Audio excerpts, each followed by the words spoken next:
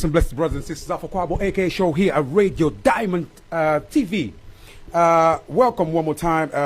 People bombarding us with the call. Rule number one, brothers and sisters, one more time. Alpha Quabo here at Radio Diamond from UK to the world. Bringing to you the best of ourselves. Bringing to you love. Bringing to you unity. And remember, here, this is our parliament. This is our village. This is our city, our town, our nation. Out here, it's about us. Family first. It's about black power. Remember, this radio has multiple shows, different shows. But at this time, an AKA show, it's really about the family. And that is why, because we have important matter to discuss here today. Because we have somebody special, somebody great. So that is why, brothers and sisters, one more time, shout out to absolutely everybody that been promoting this amazing show. Because remember, we not local, we global. Shout out to all of our brothers and sisters in Caribbean, Jamaica, Barbados. Shout out to absolutely the 54 states in the continent: Ghana, Nigeria, Congo, Angola, Tanzania, Ethiopia. Shout out to Cameroon. Shout out to South Africa. Shout out to absolutely our brother. I don't want to mention names. Shout out to absolutely. I already mentioned Ghana. Ghana, they tune in all the time. Shout out to our brothers in Senegal. Shout out to our brothers in Morocco. Shout out to our brother in Somalia, in Kenya. Absolutely all of you. Shout out to all of our brothers in the United States, all of our kings and queens, and in Europe as well. UK, you know what it is. You got to tune in on this one. Because remember, at this time, it's all about the truth and nothing but the truth.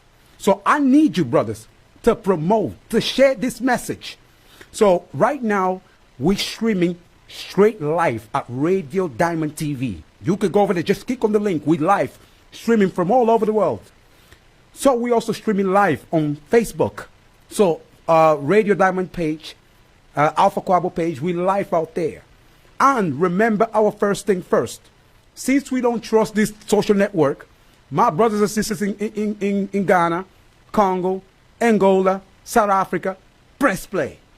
Press play. And you know the game. Burn into the DVD and spread it to the community. And for all of you YouTubers out there, put it on your channel. We don't mind, because it's about spread information. Because we're not doing this for the money. We don't do this for the likes. We don't do this for the views. We're doing this for the love, because it's about love. So, brothers and sisters, before I say anything, before we start the conversation, so I'm gonna ask the special guest. I'm going to ask the special guest if I'll be able to proceed the show. Because remember, in our African village, I'm the younger, he's the elder.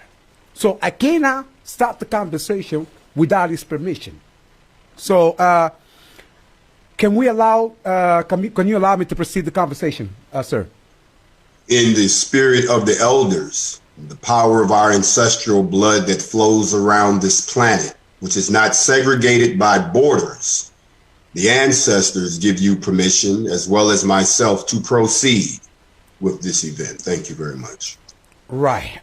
Brothers and sisters, as I go, I'm a simple moderator today because I've never seen this before. The internet's breaking down. People bombarding with the calls. People bombarding with the messages.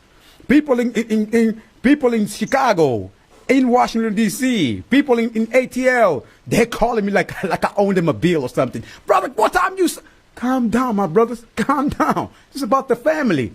It's about the family. You don't need to be rude. Just calm down. You're going to hear the truth from the horse's mouth.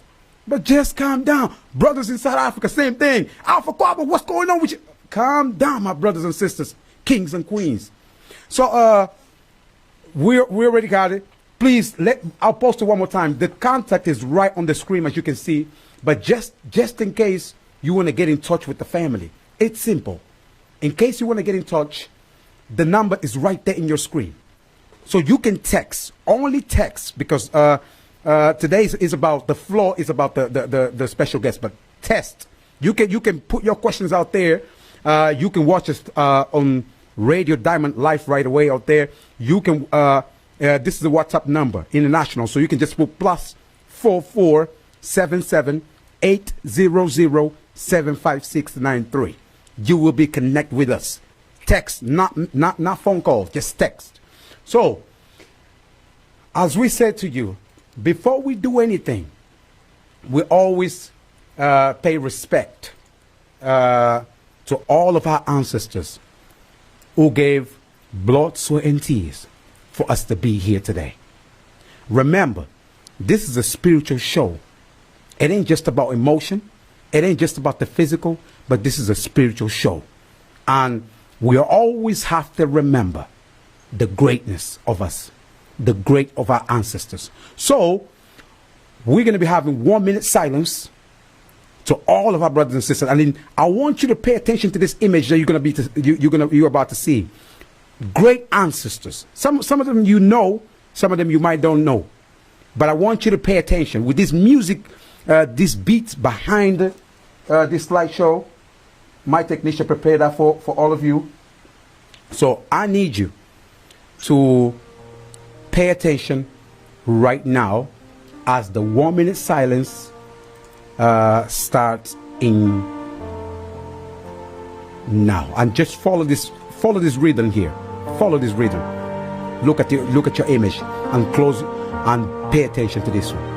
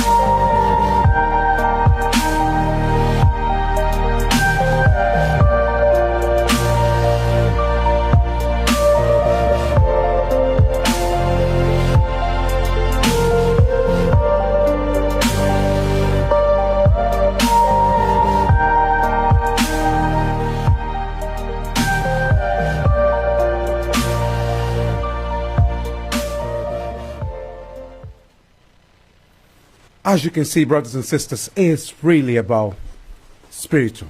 It's about bringing the spirit of all of our ancestors. So that is why it is important for us to keep remind ourselves the greatness of our ancestors, to teach our history, and understanding the fight of all of our great freedom fighters, great kings and queens, who gave blood, sweat, and tears for us to be here.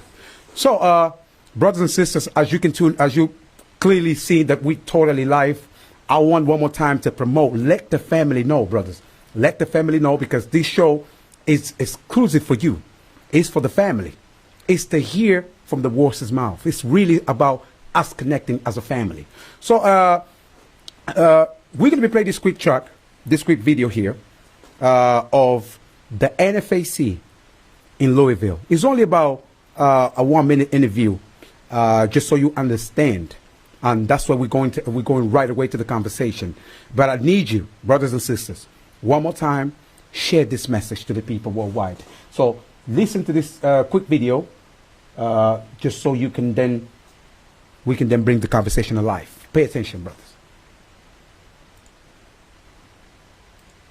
Nobody else could get that until we came here. But we wanted a resolution. And we said we'd be back in 4 weeks. We even gave them 5. Choosing the Kentucky Derby was strategic, because if they won't listen to us, maybe they'll listen to the loss of money. They lost millions this week. Millions.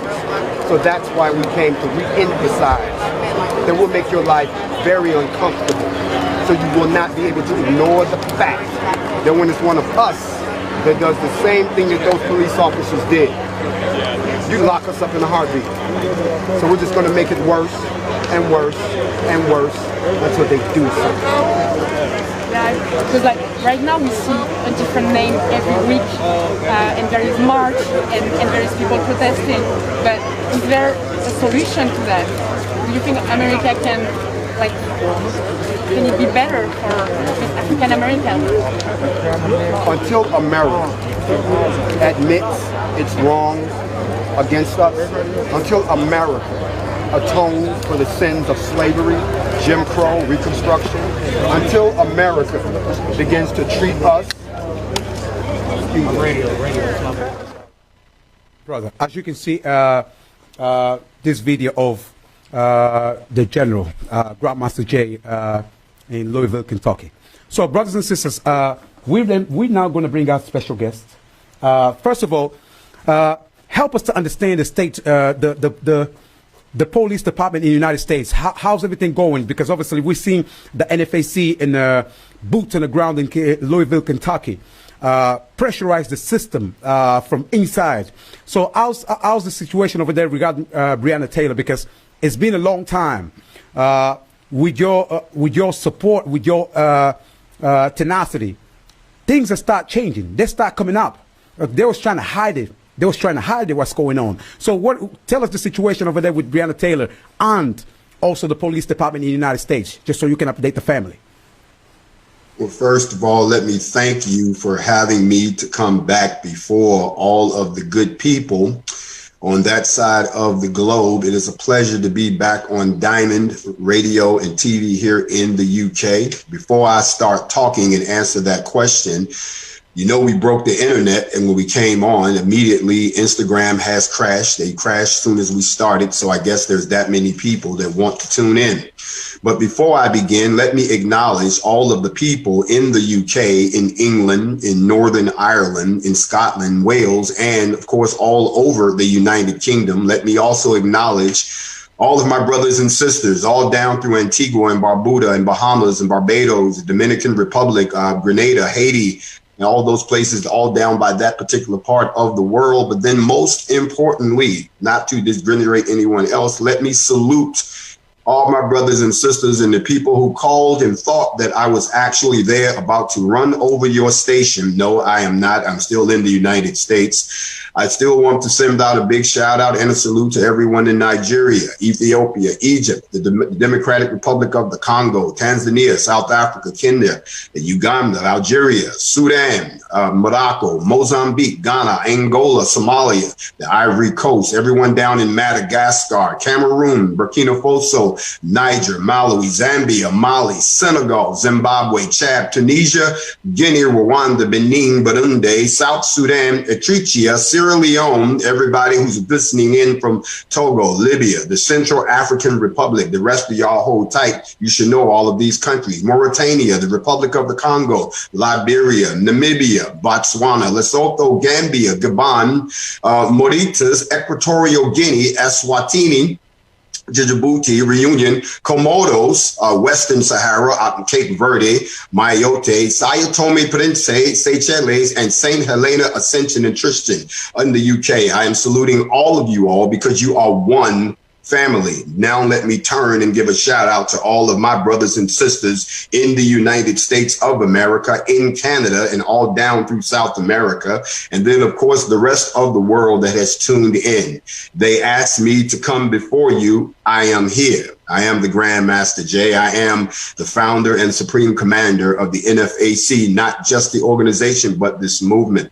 The question that you asked about the NFAC going into Louisville, Kentucky on behalf of Breonna Taylor because of the injustice that was done against this Black woman and the apparent lack of any type of action by law enforcement, the judicial system, or the powers to be. Even after months of days and days of protesting and the people demanding justice, of course, we went to get transparency. We got that transparency. Now the details of the case have come forward. We've gotten transparency because that transparency has now led to traction with the process of getting all of the investigations wrapped up and getting this case in front of a grand jury, as they do here in the United States, so a decision can be made whether or not they're going to actually charge 1, 2, 3 of those police officers that were involved in the killing of Miss Taylor. That grand jury is actually meeting this week as we speak, or has met. We're simply awaiting the results. In the meantime, the family had already initiated a wrongful death lawsuit against the city, which they went ahead and settled out of court for $12 million, plus a few judicial police reform changes and a few other things that were asked for by the community, which was kind of odd to us because normally you do the settlement after you do the criminal phase. But in this particular instance, they went ahead and settled in the civil suit. And you've heard about that. Now we're all waiting to see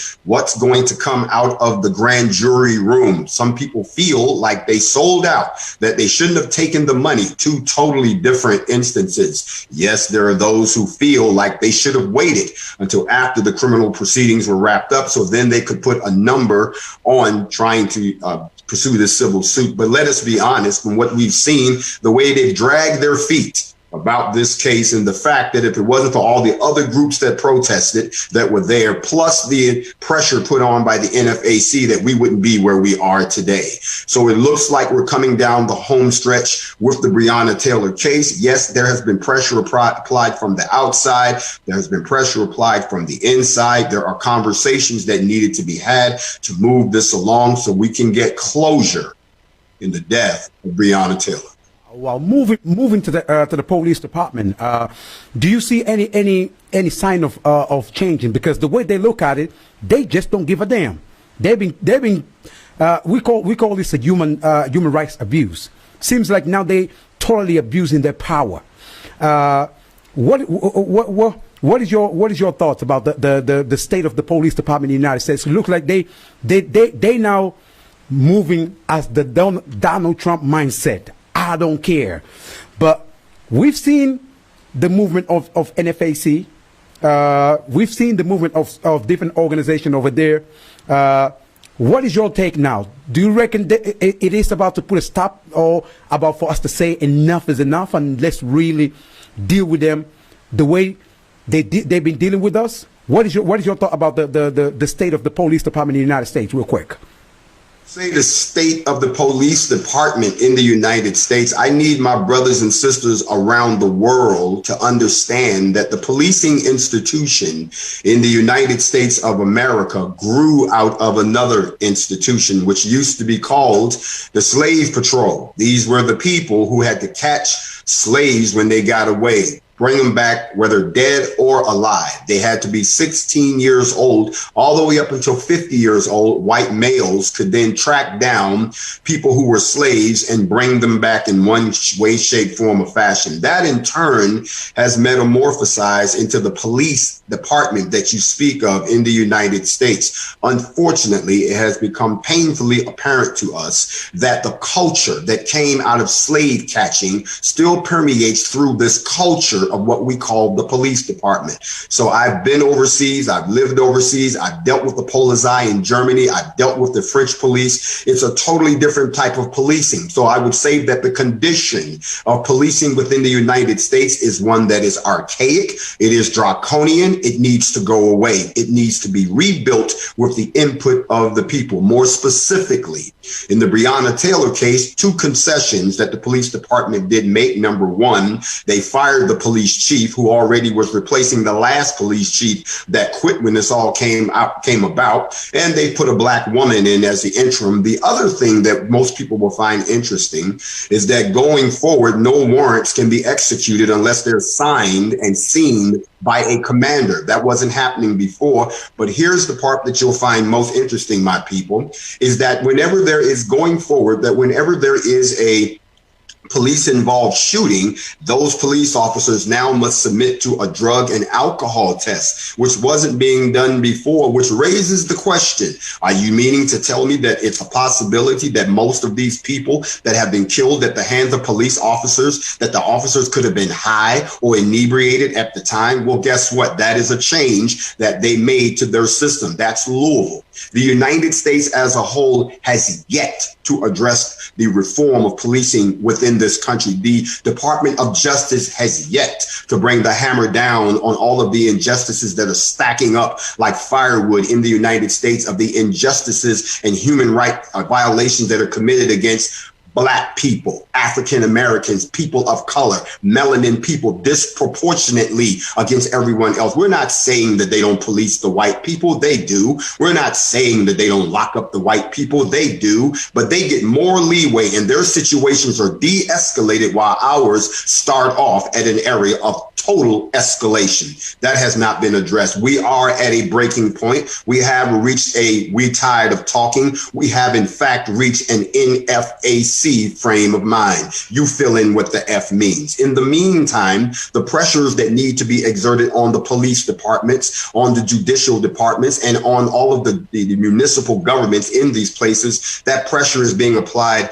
by the people. The NFAC has now become a definitive threat to something that they've become used to, and that is they're used to singing, they're used to marching, they're used to y'all waving signs, they're even used to a little bit of property destruction. What they're not used to is a recurrence of the history of this country when civilians formed militias to emphasize a certain point. Just because the NFAC hasn't fired a shot doesn't mean that we won't. We just won't shoot unless you shoot at us first. Just because we haven't damaged any property doesn't mean we won't. We just haven't had a reason to. You see, a show of force to emphasize a message is a civilized yet stern way to get what you want. It's and give it to us or else situation. But when you act up, wild out, and act like you don't have any type of thought, then they respond to that. You see, a barbarian knows how to respond to a barbarian, but a barbarian gets lost when you outthink them. And that is the quandary of policing in the United States right now. They can't outthink us, so they bank on us acting like barbarians. Oh, wow. Talking about the movement in general, because you don't march, you don't bring sign, like your type of activism is totally different. It's something that we saw during the old Black Panther. It's like we feel like now is something that has to be implemented. So do you reckon this movement of, because on the other side we still have Black Lives Matters, what is your thoughts about, because we still having this organization and the NAACP, all these organizations that have been just singing and cooperate with the government, but then you come NFAC with F around, totally don't give a damn. So do you reckon now it's really about time to apply this into the family worldwide, because the way things going is not only in the United States, it's happening all over the world. What is your take? What is your take about it? I would like to give condolences to the family of Meko Duarte, who was the young man from Rome, who was killed in Italy, who was beaten to death. Exactly. And they just had his funeral, which is a prime example that what's happening to us in the United States is happening around the world. I could cite multiple cases in various countries where Black people are either being beaten, shot, stabbed, and killed. And for some strange reason, there is this indifference by society. So what you're asking is really not so much a question of what about and or if these other organizations. The NFAC is a result of evolution. And what I mean by that is this: they're the same way we talk about escalation. Well, escalation means you're moving from one place to a higher place, to a more intense place. When you raise a threat level, you move from one place to a more intense place. What has happened is worldwide, the family needs to understand that we need to escalate our response from one place to a more intense place. Somebody had to get out here and give you a push to do it. Somebody had to get out here and be the blueprint for you to emulate. Someone had to get out here and put us all on the same page and get us all on code, no matter what country you live in. If they look like you, it's your brother and your sister. Stop letting them divide you with a piece of cloth called a flag. Stop letting them divide you by a piece of imaginary line on the ground that they call a border. Stop letting them classify you by the name that they gave to an area. You're not an Italian, you're a white person. You're not a Gambian, you're a Black person. You are a melanated person. We have to all get on code just so we can get some things done, because unity is not about all of us saying that we're together. Unity is about all of us agreeing to do one thing at the same time. That is unity. There is room for all those other organizations because they only function at a certain level. You tend to think that because we picked up guns and because we won't go out and sing and chant and try to mind meld people into doing what we do, because we're capable of exerting a force, the same force that they use to colonize other countries, the same force that they use to enslave other races, the same force that they use when they brutalize us, because we now have that capability to return the same type of force in kind. What it has done is it has exposed two things to answer your question. Yes, there are still those people who feel that something needs to be done, but they don't want to get violent about it because they're still afraid of the retribution that will come at the hand of the very race that enslaved them, brutalized them, erased their culture, and to this day still treats them like secondhand citizens. No, it's not the time. The time is already past. And each and everybody in all of the countries that I've named, if you are melanin persuasion, you've seen the blueprint of the NFAC. You've seen how we stood toe to toe with law enforcement, and you've seen their response. Their response is to do nothing. Their response is to hope that nothing happens. But on the other hand, when it comes to policing, we should all be capable of policing ourselves. At some time, we gave up taking care of ourselves, and we put it in the hands of someone else. Those of us who are descendants of slaves, we've been socialized to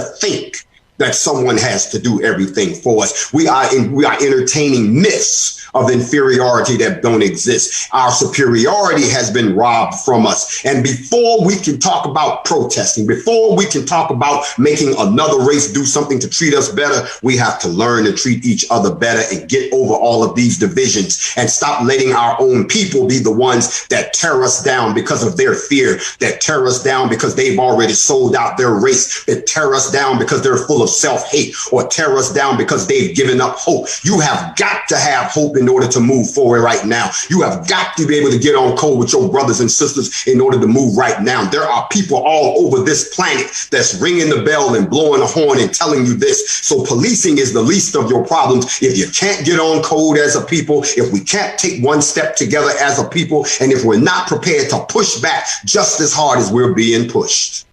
Going to this camera over there, brothers and sisters, share the message. Let the family know. Facebook family, post your comment out there. Let the family know, because remember, I got the information My brothers in Ghana totally locked in, brothers and sisters, burning to the DVD, as I say to you again, because I don't trust it. We use them the same way they use us. So that's why we can't be out here playing games. Grandmaster Jay, tell us about the self-hate, because oftentimes the damage is being done from within. So oftentimes you look even in our history, Malcolm X been demonized, Patrice Lumumba been demonized, Colonel Gaddafi been demonized, Mugabe been demonized. By who? By our own people. So that is why it is important for us to break it down, this question. Tell us about the self-hate amongst ourselves, because at times the white man or the Europeans, they know they can't do anything with us. So they bring somebody that look like us. Help us to understand, because the level of self-hatred seems like now transcend the social network. Everybody now using Facebooks and YouTube to promote propaganda, to promote hatred, not only in the United States, and they pushing the message right here in the UK, right in Africa. But we've seen the movement of NFAC. Most of these agents, they sit back, they're not doing anything. They let people do the work. But yourself, you put your boots on the ground. And meanwhile, people are still claiming that you are agent. People claiming that you are fraud. Help us to break it down. This, I don't want to mention name because I don't like to bash other brothers, but let us talk facts and reality. Grandmaster, we're giving you the floor to explain and elaborate this more. The black on black hatred amongst ourselves, because at time we're the first one to create our own hell amongst ourselves. Can you elaborate more on how you've been feeling? Hear your names, even though you don't really care about it, but come on, how you feeling hearing your names all overseas, most of the time in the positive light, and some few folks on social network trying to dim the light, dim the fight. What is your take, Grandmaster Jay? Thank you very much, my brother. The very core of the word, the very core of the meaning in English of the word ignorance simply means you don't know. Even though we have evolved into a society where information can move at the speed of light because of electronics, we still don't think at the speed of light. We don't share knowledge at the speed of light. We share ignorance at the speed of light. There is an old saying that a lie will go around the world 3 times before the truth can get its shoes on. When you start looking at the institution of self-hate, you have to ask yourself this question: who taught you to hate yourself?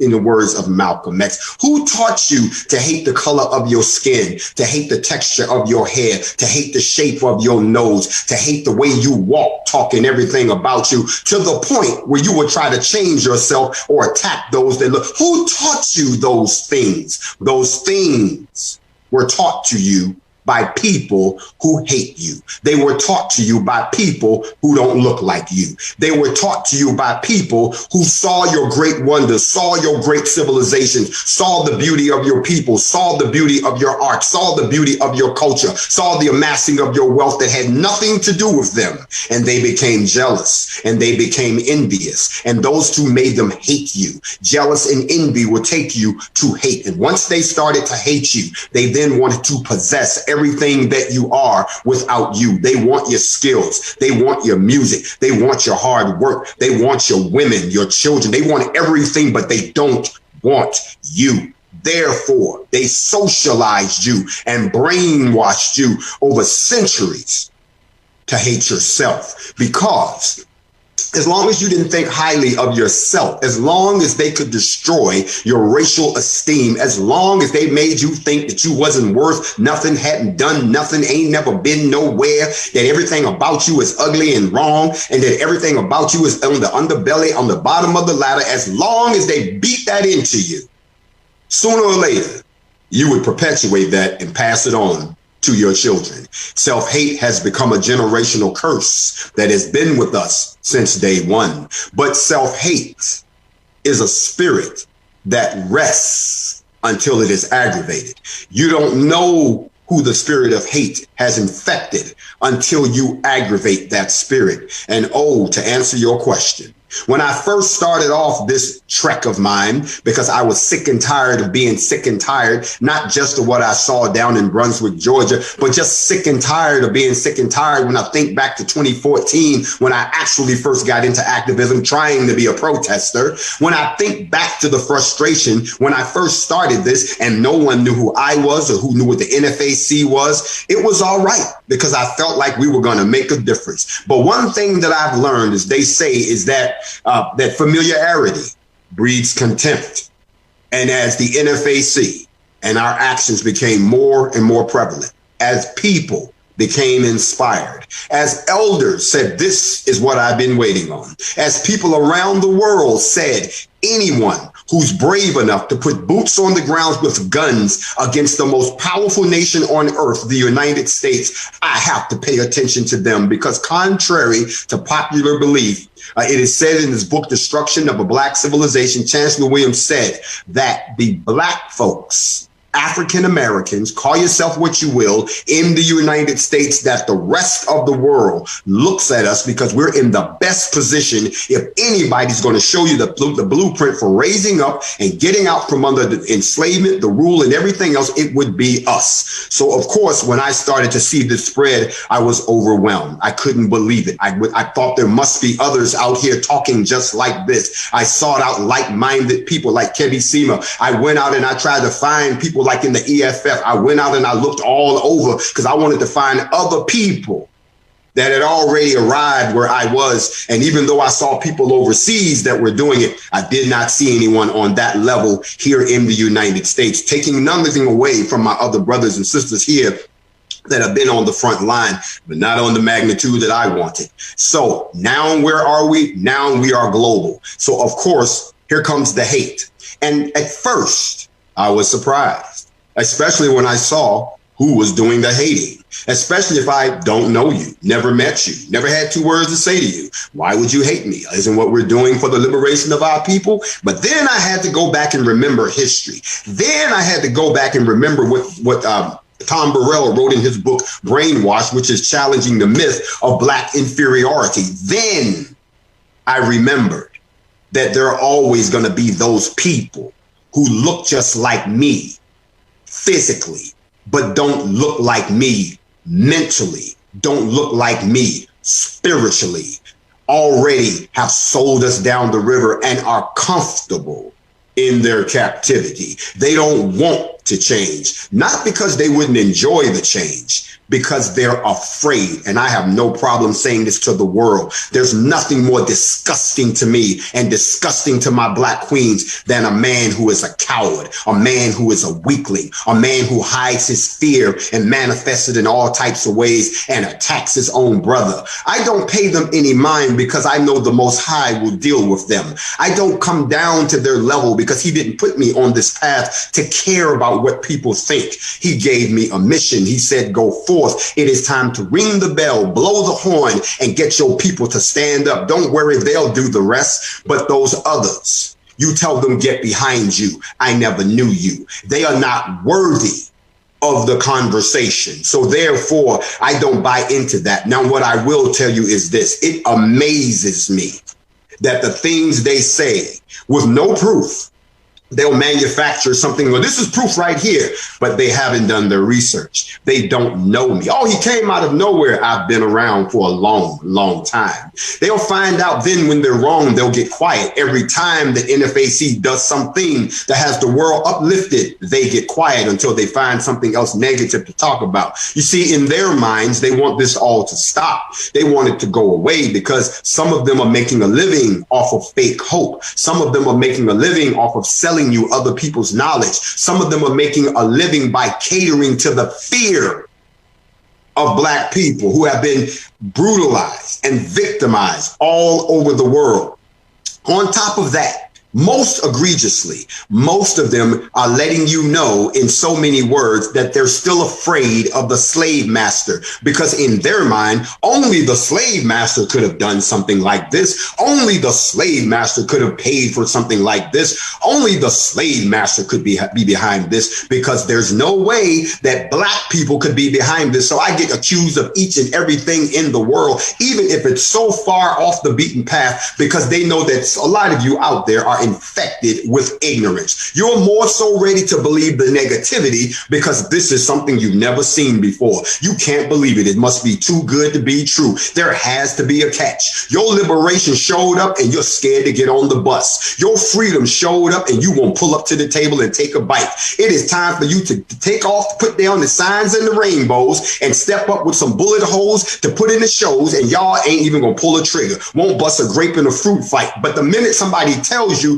that you all right because it's okay to be scared, no, it's not. That's the whole problem over here in the United States. A lot of people are starting to see they just scared, or they just jealous, or they're just envious. You see, what people fail to realize worldwide is that when the creator calls you, he doesn't call the qualified. So don't think, well, I've been doing this for so long, I should be the one, or I've got all of these degrees. That's not the way it works to the people of the earth. The way that it works is he qualifies whoever he calls. So he can take a murderer like Moses. He can take a drunk like Noah. He can take a baby mama drama person like Jacob. He can take a woman who ran a whole house like Rahab and make them saints to deliver his true will to get done what he needs to get done. Y'all been sitting around all these years talking about your savior is coming, talking about the Messiah is coming, talking about a deliverer is coming. And then when somebody shows up to illuminate the way, the very first thing you do is say, nah, it can't be him. Nah, it can't be true. A lot of y'all don't ever wonder what Jesus, or whatever you want to call him,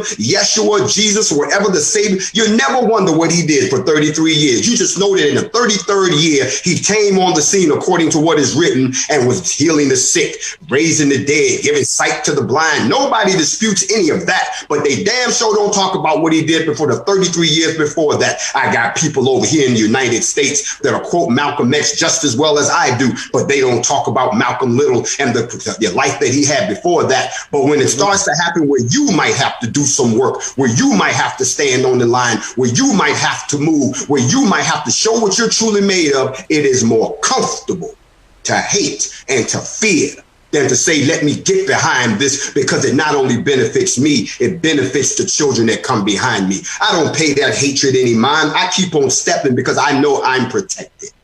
Wow. So obviously, talking about the social network, seems like the social network came to expose a lot of our brothers and sisters, especially the brothers. Leave the sister alone, because back in the day, brothers and sisters, the elders used to come out and express their anger. Seems like in nowadays, that's a question to you, because seems like people are now be so comfortable in their couch, so comfortable in their captivity. They're so comfortable to just talking. They're just so comfortable to bash each other. But when you tell them to step out and pull up, they're the first one to be scared. Say, oh, they're the Boogaloo boy. They're terrible. Oh, they're going to do something crazy. Don't go out there. What is your take, Grandmaster? Especially, let's just deal with the United States and then move to across the world as well. But talking about United States, because seems like this social network, these Facebooks, YouTube, came to expose a lot of them. Because some of us, we use wisely to get the message and then dragging people to come physically, old school. Now, plus this coronavirus made a lot of people to be scared, to be at home. Oh no, I can't go out because there's a quarantine. Do you reckon now we simply just give him power? Some of our brothers and sisters, they totally just give power to the powerless. They give power to this politician. What is your take about it, Grandmaster Jay? The first thing that I want to say, that's a great question. The first thing I want to say to everyone who's listening around the world is that you have the power and they know it. The whole idea is to keep you distracted from using it. It's just like me sitting here with this loaded weapon and I'm ready to shoot somebody. And as soon as I pick out who I'm going to shoot, I'm going to shoot him. But every time I'm about to shoot somebody, somebody comes over and distracts me with something. Somebody want me to move over here. Somebody want me to use my other hand instead of this hand. Somebody want me to make sure I got enough ammo. They distract you. You already have the power. The only reason that governments work, the only reason that laws work is because you go along with it. They know that if you got your head together for 2 seconds, all of us, and decided that we wasn't going to do that anymore. I'm not talking about an uprising in the United States. I'm talking about an uprising globally at the same time. You can't run out to back nobody up when the fight is in your own backyard. This device is right here. Oh, They gave rise to the coward.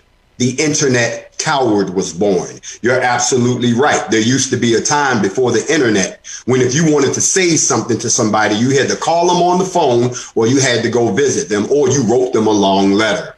The electronic system that we live in now gives people the right to say whatever they want from a position of anonymity, so they can't be seen or they can't be caught or anything of that nature. So it gives rise to the internet coward. But also, just as you said, to answer your question, here in the United States, some people found out that if you have a little bit of technical know-how, you can find people. And I have a nickname. They call me the pull-up master. I don't know why people have forgotten that. I pulled up on quite a few people. And you're right. When you pull up on them, whoa, let's talk about it. It don't even take all of that. No. I want you to say to my face what you said over that electronic medium. Now, what has happened now with the quarantine and with the virus is that the entire population of the world had to sit down and stop with all of these distractions. And they had nothing better to do than to pour all their time and all their energy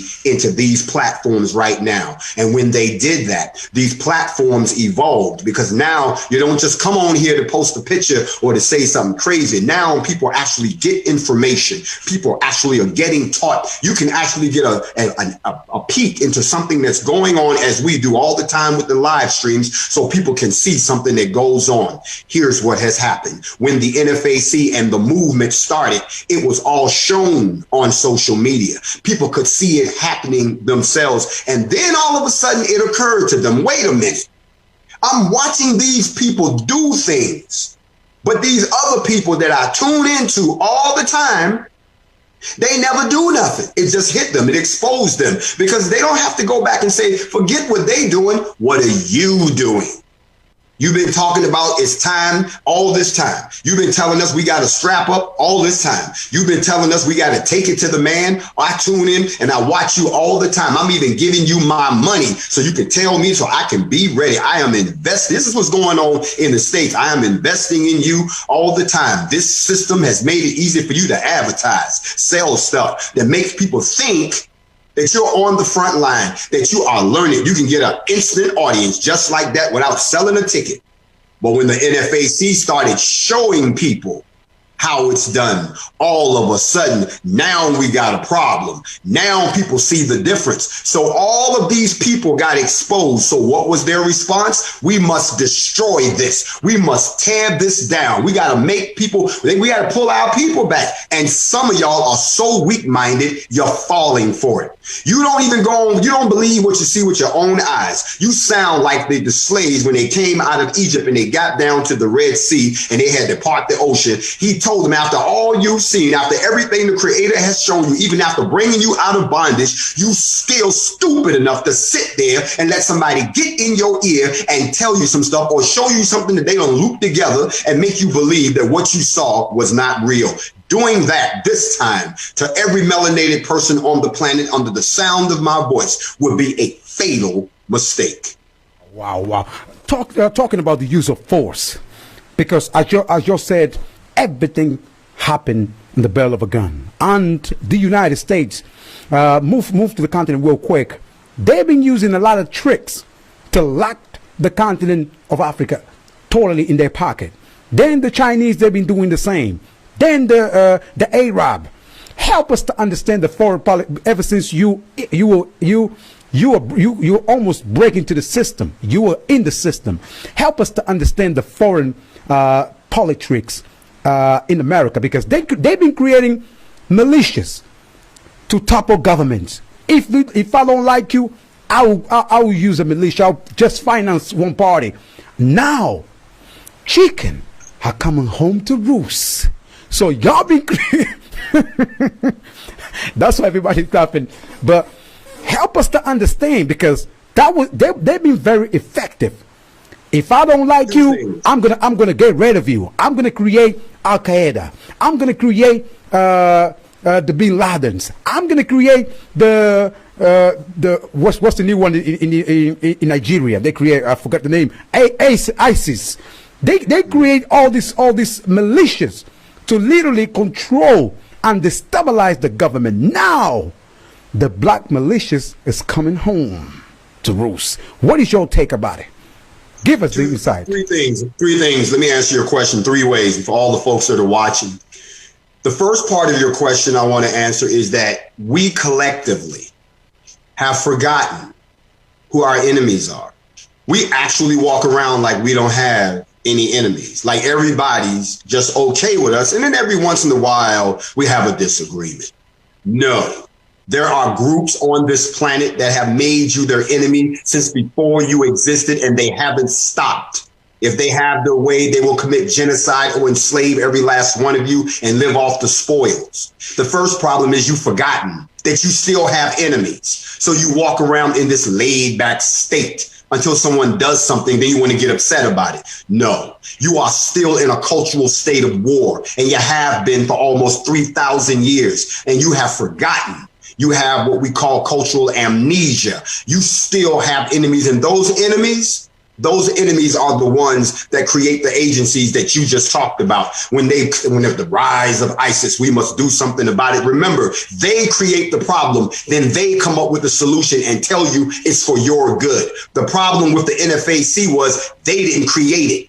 That's why it scares them so much. They don't know if another country is behind it. Is somebody running an ISIS program on us? No. What they're afraid to do is look in the mirror and admit this is what you created. This is what you woke up. This is your own doing. No need to look to your left or to look to your right or to call upstairs and find out who's behind this operation. You did this all by yourself with your continued oppression, your continued racism, your continued lying, your continued hypocrisy, your continued revision of history, your continue to fail to acknowledge our culture and who we are. You invented this. You caused it to come forward. And that means that everybody who's mystified needs to go out. There's a book that I have right here. The name of the book is Superpower by Ian Bremmer. This is a book that they say is required reading for anyone who wants to seek the office of the presidency of the United States. It is required reading. I read this book back in 2016 when I ran for the presidency of the United States. And what was interesting about it was that this book is very simple. It says that as the president, you need to make a decision. There are 3 ways that you can situate the United States in the world. Choose the one that's most beneficial to your presidency. Those 3 choices were: screw everybody, bring all your resources home, and let the world implode on its own. And when they come knocking on your door, be ready to defend them. That ain't going to work. The other one was try to be the police of the world. Have your hand in everybody's business. Try to regulate everything. Make everybody bow down to your way of life. Tell everybody that's what you do. That's not going to work, because that's what the United States is attempting to do right now, and it's failing miserably.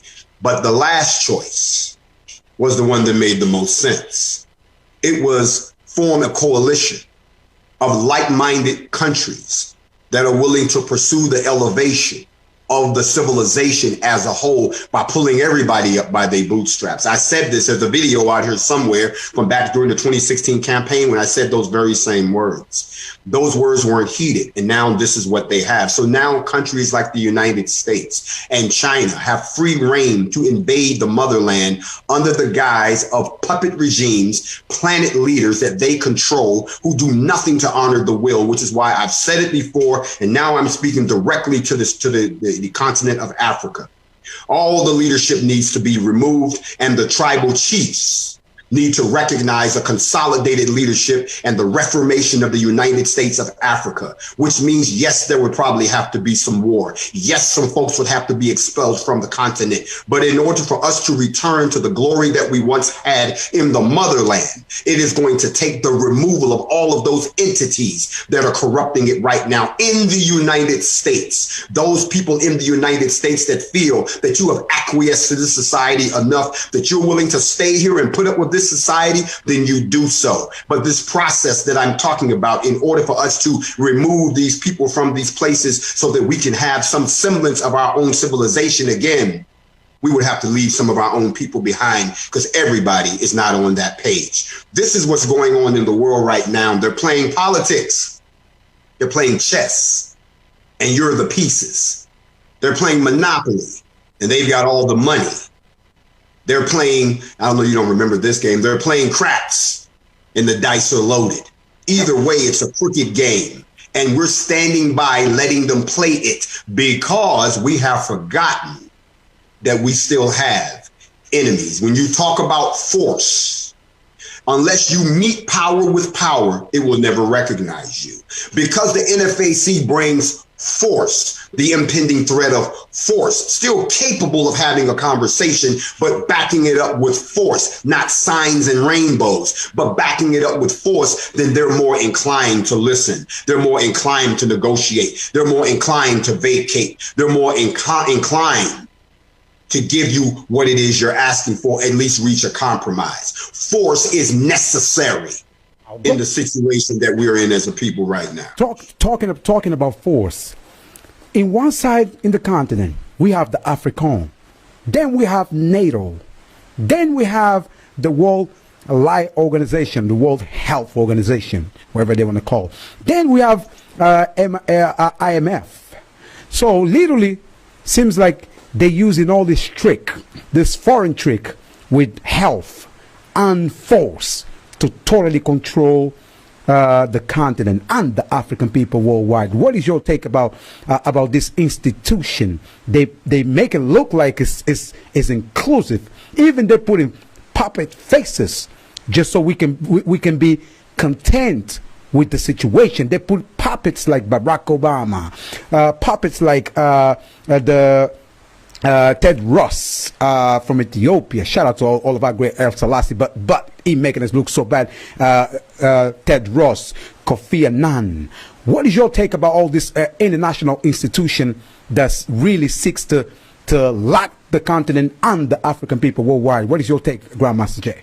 You have to realize that what you've just done is describe the bars and the walls of the institution that keeps us captive. You're right. It is a global structure. It has only one purpose: to keep melanated people relegated to a certain station in this society while they prosper at the top. My take is very simple. The entire structure needs to be destroyed, and it needs to be destroyed at one time. If they're not willing to renegotiate, if they're not willing to let us have a hand in redesigning it, then it must all go away. I don't give it any more thought than that. You see, I don't have to sit down and examine the details of the prison you put me in to know that I need to get out of it. Brothers and sisters, you see, it's been quickly. We're breaking the record on social network. Grandmaster Jay, brothers and sisters, stop sending the message. It's not here in the UK. It's still in America.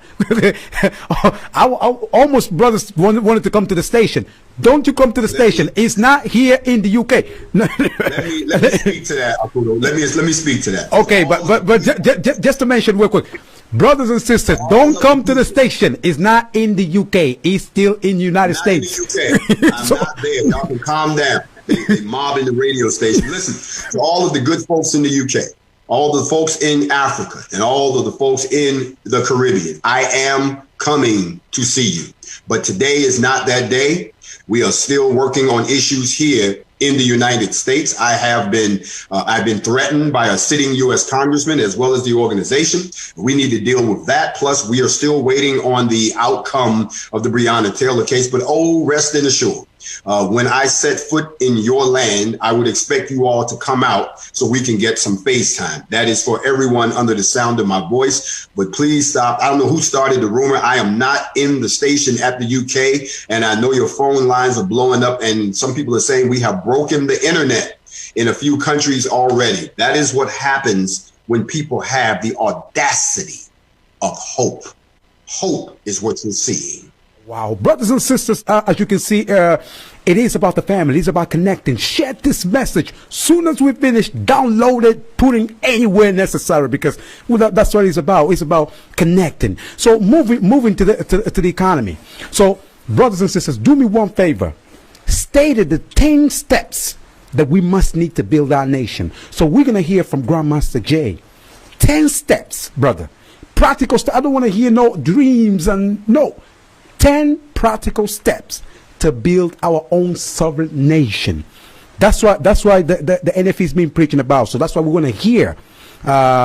They've been preaching and they've been acting on it. Because it's not just about talking, but you got to act while you're talking at the same time. You got to build your legacy while you're still here alive. So before we go to the 10th step, Grandmaster Jay, help us to describe the economic side of it, because y'all went to Kentucky, Louisville, Kentucky, and to some extent you did a damage on the Derby. So once you hit in their pocket, that's when they start feeling it.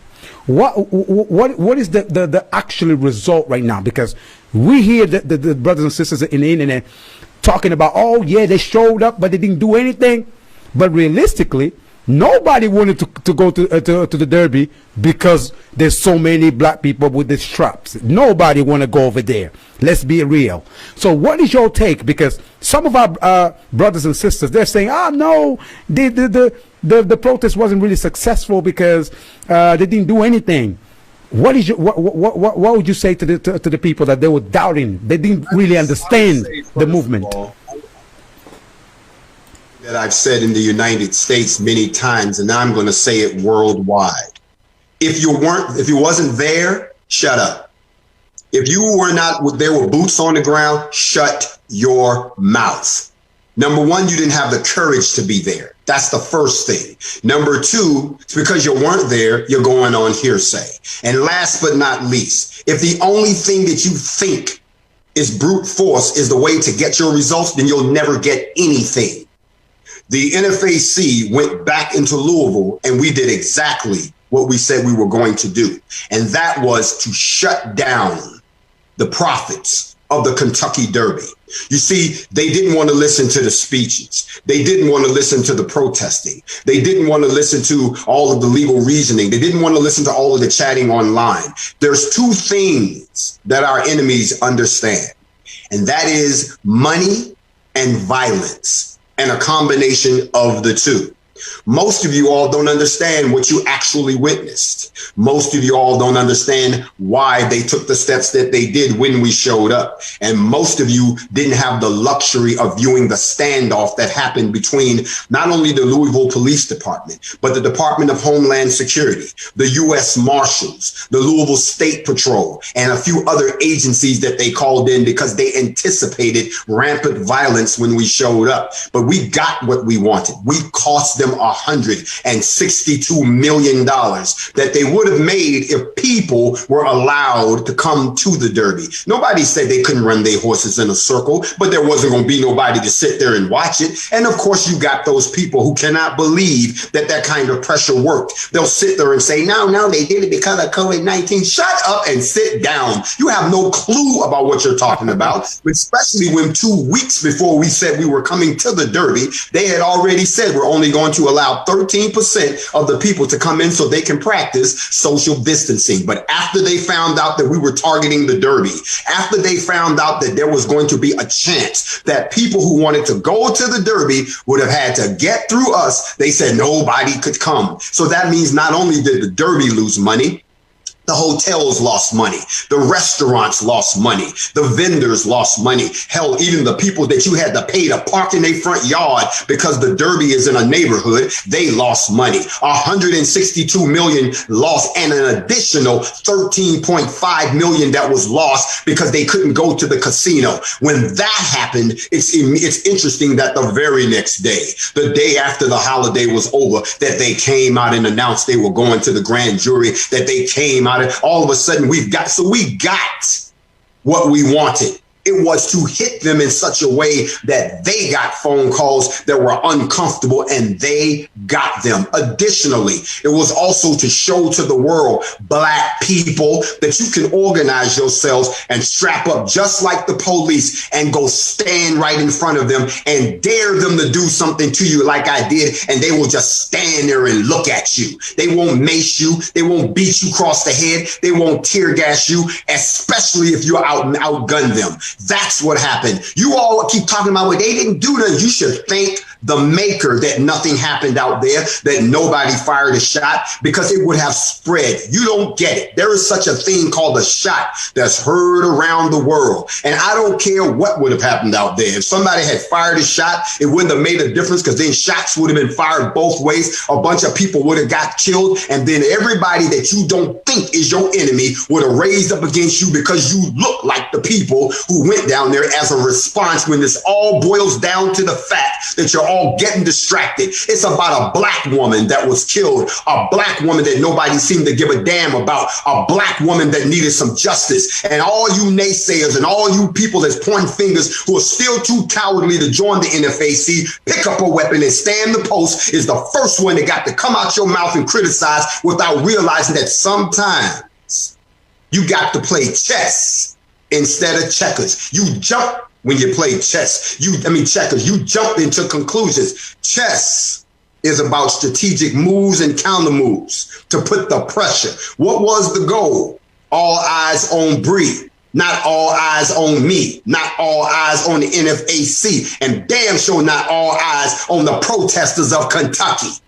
Wow. So talking about the Queens, because to some extent now, the rise of NFAC and some of our brothers and sisters, even our queens, they begin to feel, man, at least I got somebody can defend me. Because let's be honest, this system in Europe, in America, they beat down our sisters. They completely naked our sisters. They completely disrespect our great kings and queens. Do you reckon now we really have to stand firm to protect our sisters? Because right now, even though we have so many cowards amongst ourselves, but our sisters, they begin to feel, at least I got somebody that I can rely on. What is your take, Grandmaster Jay? Because for so many years, this system, they feminized our brothers, and they gave the power to our system. Some of our sisters, they didn't control the power. Now, literally, the system understood that if they strengthen the black man, that would be dangerous for them. What is your take about the continuous disrespect of our sisters? And that we also have to blame ourselves because we allow that to happen. What is your take? First, no one is going to respect you if you don't respect yourself. As a people, they see us being disrespectful to each other, whether it be through murder, rape, robbery, or whatever mayhem we may practice. And we do that against everybody. So they don't think that there's anything wrong with them doing it to us. Ever since the Portuguese slave trade, and they brutalized our women, raped them and traded them like chattel and used them for their own pleasure, and then killed them, used them for breeding farms and so forth. Ever since those days, They put the women in a position where they had the responsibility to assume powers that they were never intended to have because of the model of balance that should have been between the man and the woman.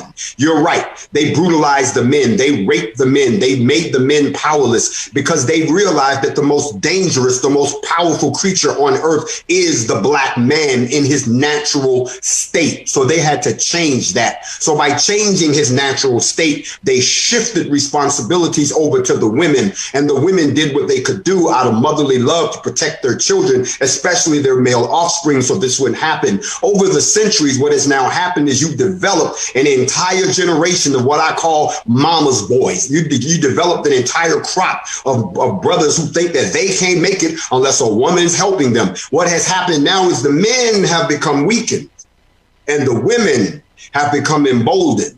Here's where the plan backfires, and I mean this for everybody who's listening to my voice. The only way that they would have won and had sisters being productive, being intelligent, but being respectful of white people would have been the complete annihilation of black men like me. Not black men like me. Let me say this one more time for all the continents listening. Black men like me, because black women, no matter how powerful they are, no matter how intelligent they are, no matter how much load they have to carry, they understand that when a powerful black man comes around, that they are ready to be a part of the machine, because this is the design that was meant for them. So it backfired on them. What I did was lit a match in all of these sisters that have had to carry the load for so long, had to raise children by themselves, had to put up with what you call substandard treatment, have to find out that when they're sexually abused, sexually assaulted, nobody wants to say that it wasn't their fault. When they had to put up with all of that, all they needed was a cause and an incentive and something to get behind. And I will be honest when I say this. The sisters that have stepped up for the NFAC are some of the strongest Nzinga resembling women that I've ever seen in my life. And the brothers that I would expect to stand beside them, while there are many, there are a lot more that don't even have that courage. That is because, again, these are the results of systemic racism and systemic slavery and the after effects of it. Wow. Brothers and sisters, as you can see right in your screen, as I'm talking to you, I'm just showing you the revolutionary queens who stepped up, who never be afraid. Harriet Tubman, Queen's Mother Winnie Mandela, Queen Mother, Queen Zinga, Queen Mother, Queen Pavita. As you can see right in your screen, brothers and sisters, we got to understand, if they stood up, that time was no internet. That time, it was about war. That time, it was about survival. They stood up. Who am I? Who are you to be out here trying to bash in the brother or want to do something for the people, brothers and sisters?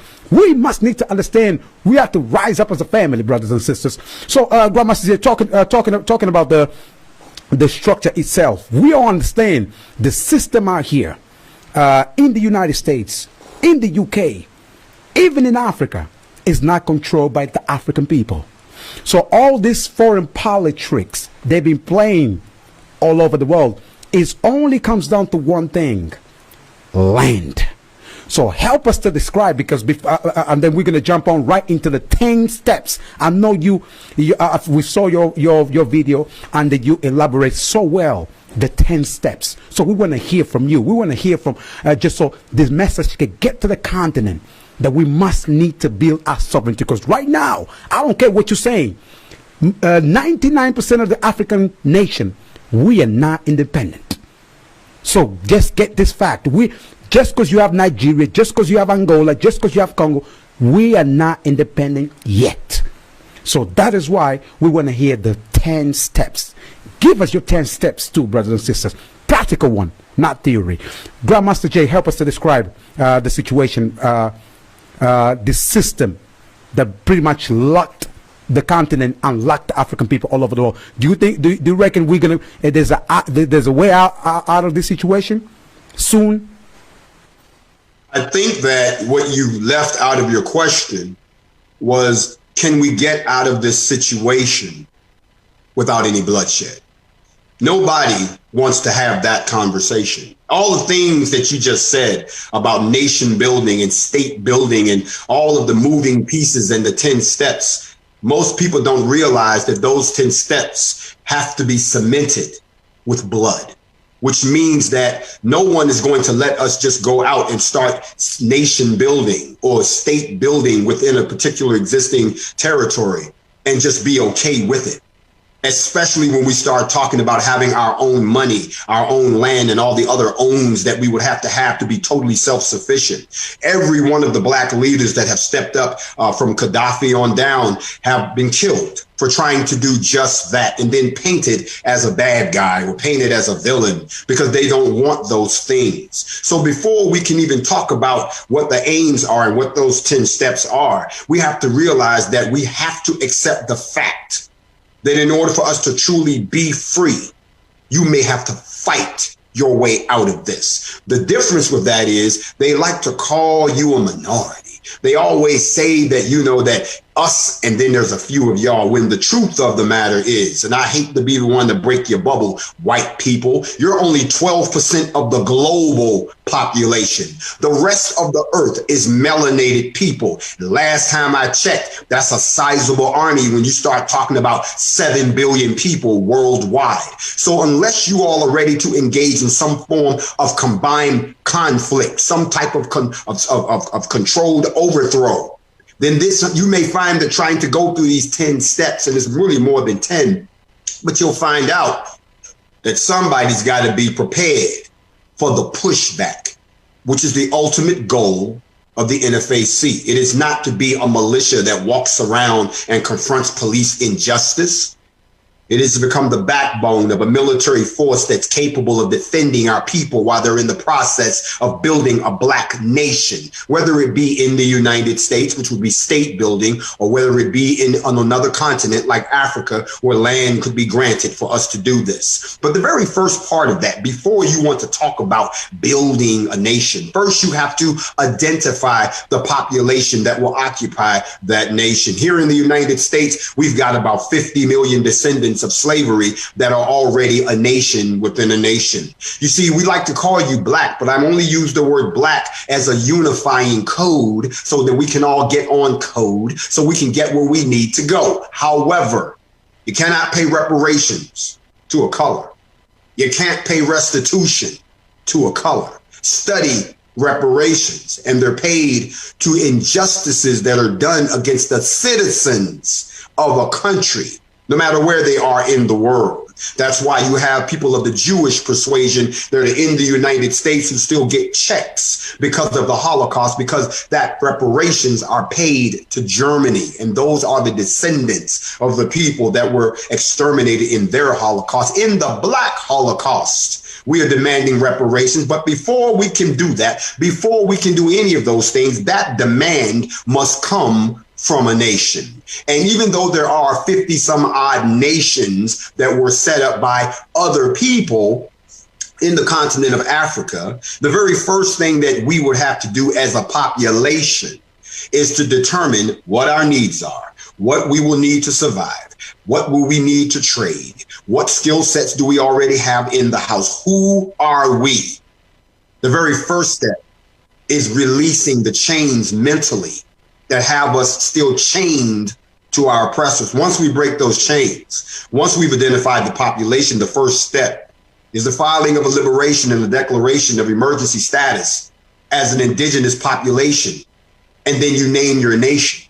And that is the nation that you are now a citizen of. Then you can turn around and put a structure together that can then go have the conversations with these powers to be that we've already talked about, in this case, the United Nations, and demand relief under existing treaties and so forth to assist in this emergency status for the liberation, continued liberation and development of this particular nation. The UN, the United Nations, and all these other agencies that claim that they have these fundings for other people to build their nations. You can take advantage, we can take advantage of those too. And then there becomes the choice of land. Do we get land in the motherland? Do we get land where we are? Where is the land? Now, once we have the land, we now have to be able to prove that we can defend the land. Now we have to be able to show that we have a sizable army that can defend our new nation. Once we've done that, now we have to go into that land and figure out what resources, what are the values, what is the commerce, how will we build out the infrastructure, where is our lighting coming from, where is our power coming from,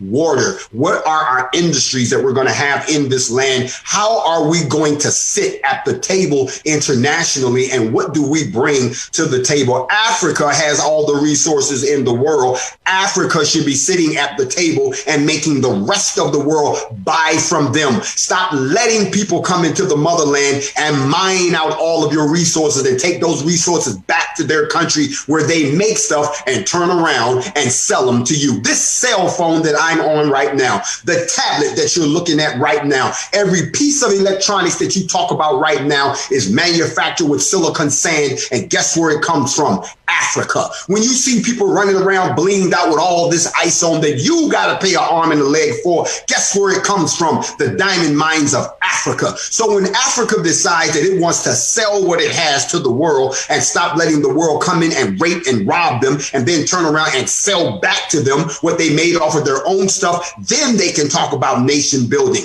But that's the next step. You have to figure out where's your money coming from. Look at what happened with the United Arab Emirates. Those people were not rich people.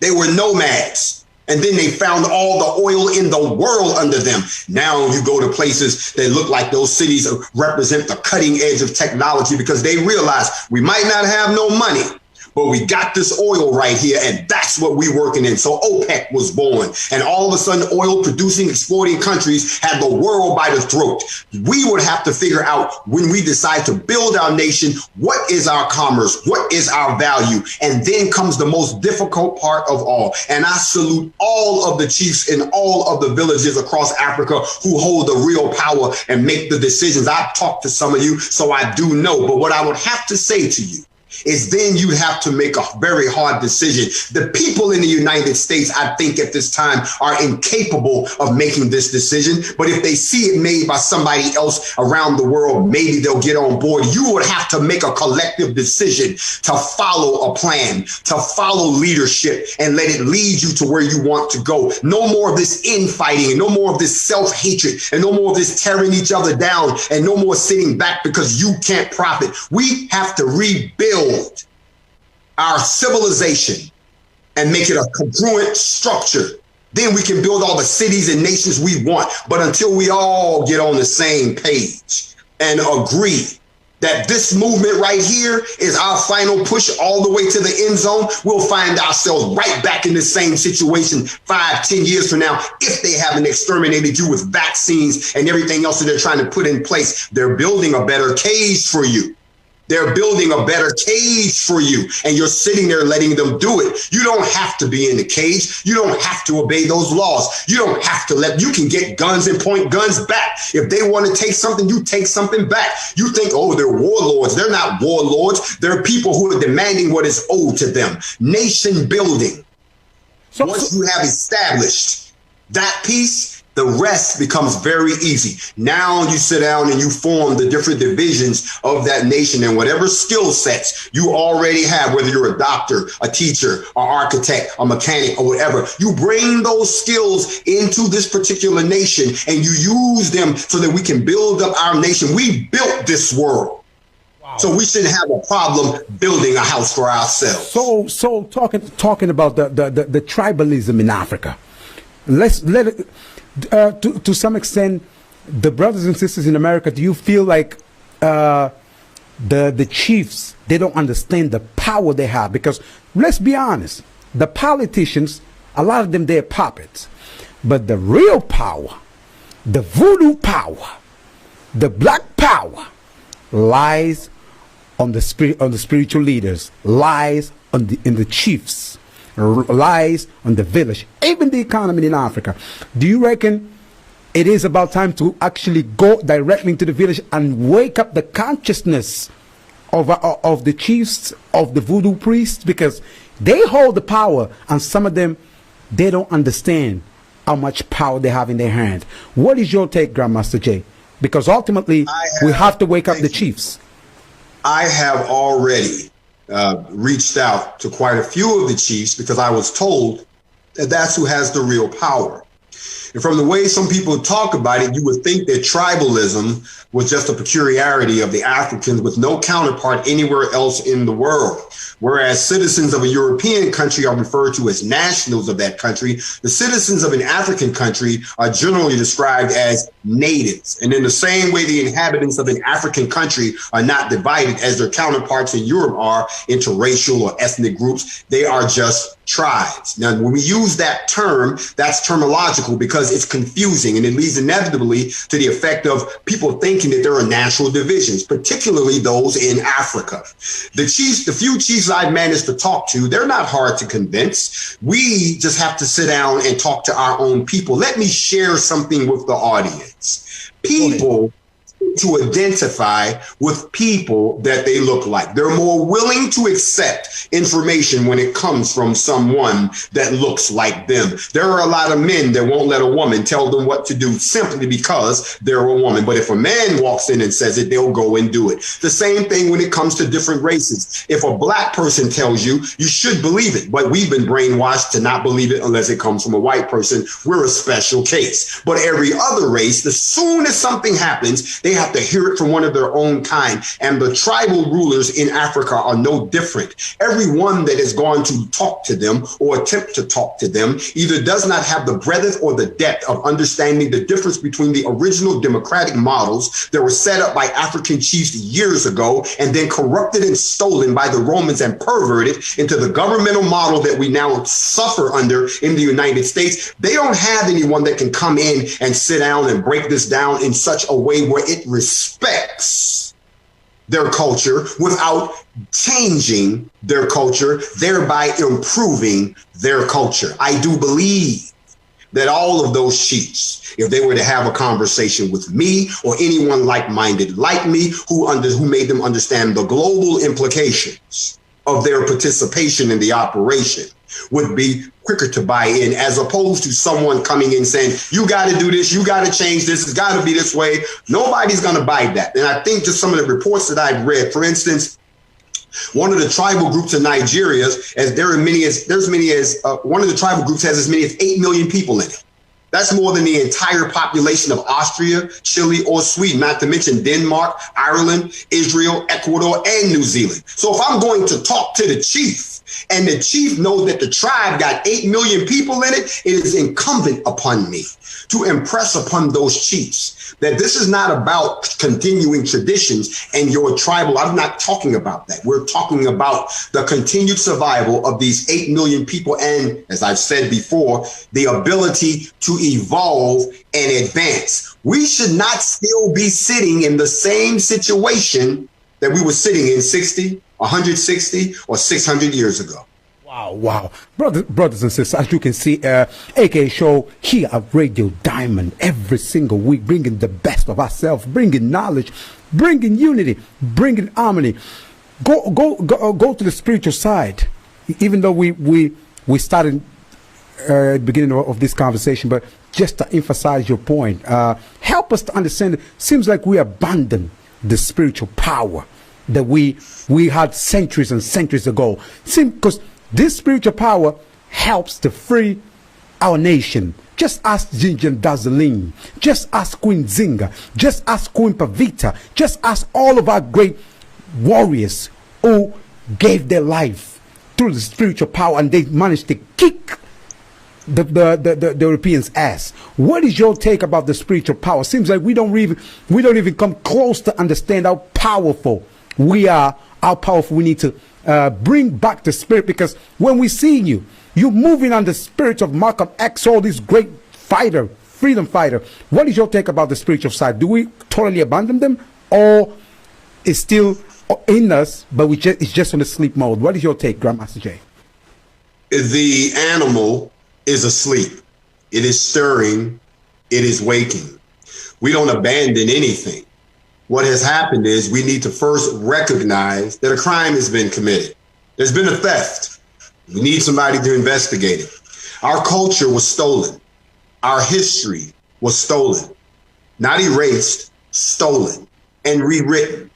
Our spiritual powers, our spirituality, our belief system was taken from us, rewritten, and then used to control us. And it is still being used to control us to this day. So when you talk about what is happening now, the awakening that is happening is that there are those of us who have awakened from the matrix spiritually. We have reconnected with our ancestral spirits. We have reconnected with the Most High, and we're letting our ancestral spirits, through our communing with them, through our communications with them, through DNA and blood, let it guide us and let it use to speak to you, to waken you all up, to remember who you was, to go back and study your true worship, to go back and reconnect with the true creator. All of those things that you think that you know are all a lie. Again, removing the chains of the brainwash. We don't abandon our culture because we built the greatest civilizations that ever sets foot on this earth. We built the greatest monuments that to this day still exist on this earth. We had a spiritual connection with the Most High that they can't even understand. So to this day, they give you a watered down interpretation of it, a simplified kindergarten education of it, when the truth of the matter is the very thing that makes me brown is the very substance that gives us a connection back to our creator. That's why they hate us. We're actually connected to the creator. All we have to do is get on the right frequency. All we have to do is listen on the right frequency. And all we have to do is walk together on the same frequency, and you would be amazed at what we can achieve. Wow. Brothers and sisters, you can see while I'm talking, I'm bringing the spirit of our ancestors. Because remember, this is a spiritual show. It ain't just about the physical, but it's about the spiritual. Moving to the media side, Grandmaster Jay, because we got a couple more minutes to go. The media war, it's been for a long time, because they've been using all this media to trying to demonize our great leaders. They did with Malcolm X. So when they realize they can't even demonize them, then they're trying to defeat him physically. So what is your take about the media in nowadays? Because it seems like the media nowadays, they kind of remain silent because they understand and know, since we can challenge him, because seems like before they used to bring our leaders to come to the platform and then interact with them and then trying to challenge them. The same way they did with Minister Farrakhan, the same way they did with all of our great leaders, Malcolm X and you name it. So you reckon now they waked up and they realized, might just remain silent. Don't talk about it. Remain silent. Act like we don't see anything. What is your take about the media in nowadays? This mainstream media, controlled by this Bilderberg and controlled by this Rothschild and all these people. First off, there is no media. Let's start right there. What we would call the media doesn't exist today. The media used to be an organism that would go out and find out the facts, good or bad, and present them to the people. And then the people would make a decision on what they wanted to do about that information. It was called investigative journalism. It was real reporting. Some of the most historic moments that have happened in the last 100 years came about because the media, news reporting and so forth, was there to tell the story. Over the last 60 years, what you would call the media has become nothing more than corporate slick show productions with people who are actors or who come from less reputable media sources like tabloids and stuff like that. Now what you get is a controlled diet of information that is designed to distract you from real issues. Let me ask you this question. Why, in good faith, would a company that makes nuclear missiles, that makes defense contracts, parts, that arms the military, that is involved in chemical weapons manufacturer, why, in good faith, if they own a news network, why would they let them report on something like that? No, they're not. The idea is control the media so that people don't see what we're doing, so they don't get upset about what we're doing. The media's job nowadays is to hide anything that will cause the people to uprise, that will cause the people to say, hey, wait a minute, that will cause the people to hold the leadership and the government liable and responsible for what they're doing thing to us. So there is no media as we see it. However, the current structure of corporate-owned media is not only dangerously silent about things that the people can see. You know, the media doesn't talk about the NFAC unless they can find something negative to say. You know, they want to call us a cult. We're not a cult. We're a militia.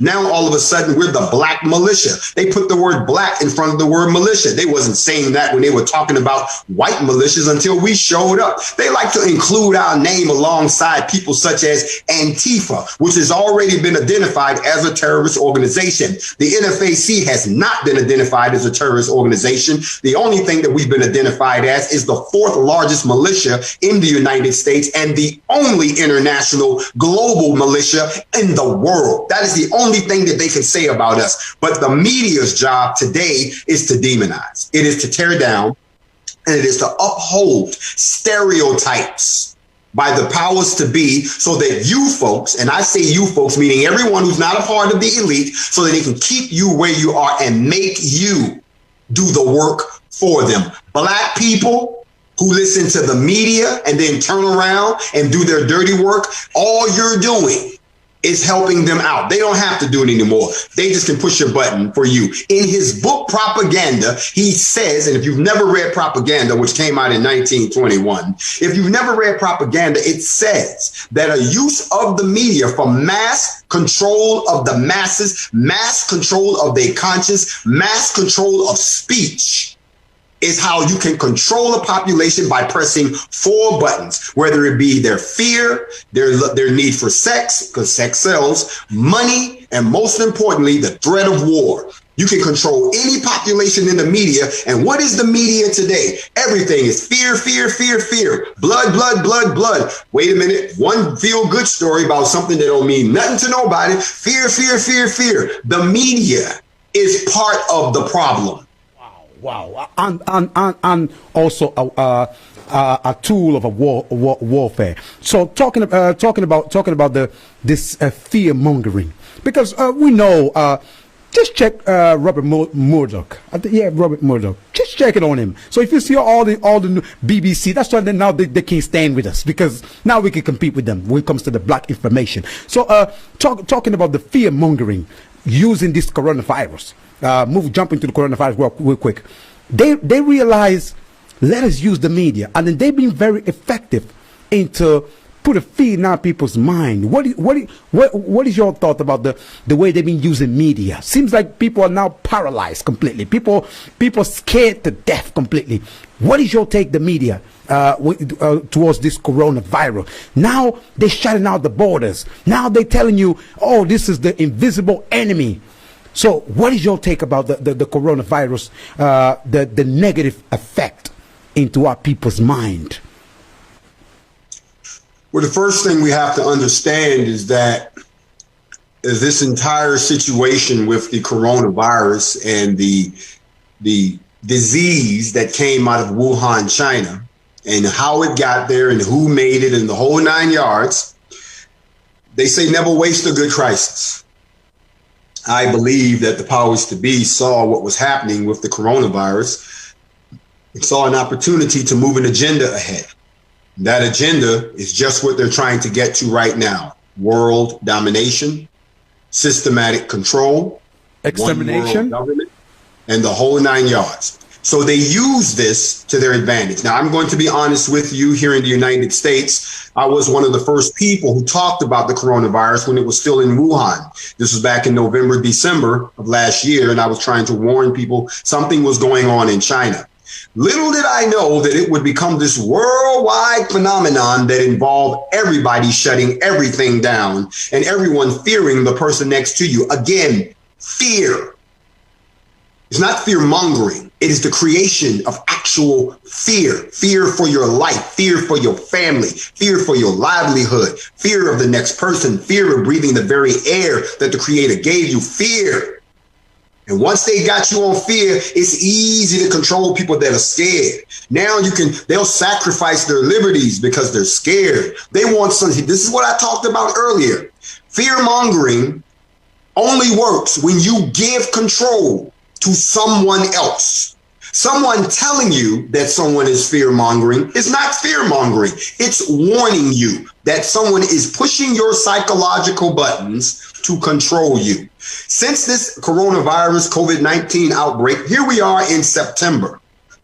Oh, they're telling us that the numbers are high and that these people are dying and this, that, and the third. I will be honest and tell you there are a lot of us don't believe it at all. At all. No one's buying it anymore. But we do realize that what we've done is we've let them put us in a box where now they control us. They can tell you when to be off the streets. They can tell you if you have to go somewhere, you have to wear a mask. They can tell you that X amount of people are dying every day, even though it's already been proven that they're paying people to say this person died of that disease. Meanwhile, they're trying to come to Africa and experiment on black bodies because we're the melanin people to try to find a cure for something that was killing them.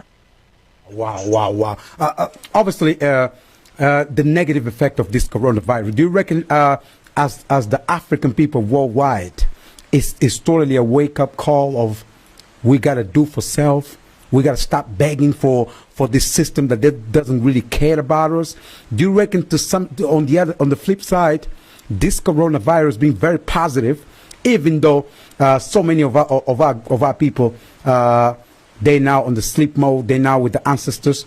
But do you reckon, look at the positive side as well, really came to wake up so many of our people to the point that we must need to do ourselves and stop begging for people that they don't care about you? What is your take about the positive side of this coronavirus?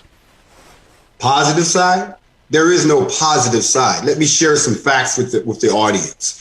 Now, we're talking about the media again. The media is incredibly, and I say incredibly irresponsible, shock and awe reporting on the coronavirus. That created a monumental stampede of fear and panic, which is 1,000,000 times more damaging than the virus itself. Let me give you two facts. Facts number one, deaths in the United States from the influenza from 1950 to 2017 range from 13.5 to 53.7 per every 100,000 people. Okay. Facts number two, in the deaths in the United States from the coronavirus is only 18.9 per 100,000. What that means is the per capita deaths in the United States from the coronavirus is lower than the per capita deaths from the flu in almost every year from 1950 to 2020, which should tell you that it's media hype. Now, here's what's good about this whole situation. There's nothing good about what the media is doing. There's nothing good about how they're trying to portray this particular virus and make you panic and stampede while they try to circle the wagons around you. What did happen was that you forced us all into quarantine. You took away all of our distractions. You gave us time to sit down and start thinking. And there was the thinking, the collective thinking, the time to focus without the day-to-day rat race of going to work and coming home. And you don't have to do that now. Now you've got time to sit and think and read and study. And now that we've come out of the quarantine, what I'm seeing are people who've taken the time to show themselves, study, and approve. People who have taken the time to study what is really wrong with our society. So what has happened is the coronavirus and the resulting quarantine gave us time to build the foundation psychologically that we need to begin to build the foundation physically. Wow. We got a couple of more minutes. Talking about the spiritual, the so-called pastor, because to some extent, so many of our Pan-Africanist brothers and so many African brothers, warriors, they been saying, Alpha, where's all these pastors are now? Now they've been talking about they got the power of Lord to save the humanity. They can cure, they can do everything, but the government still shut them down.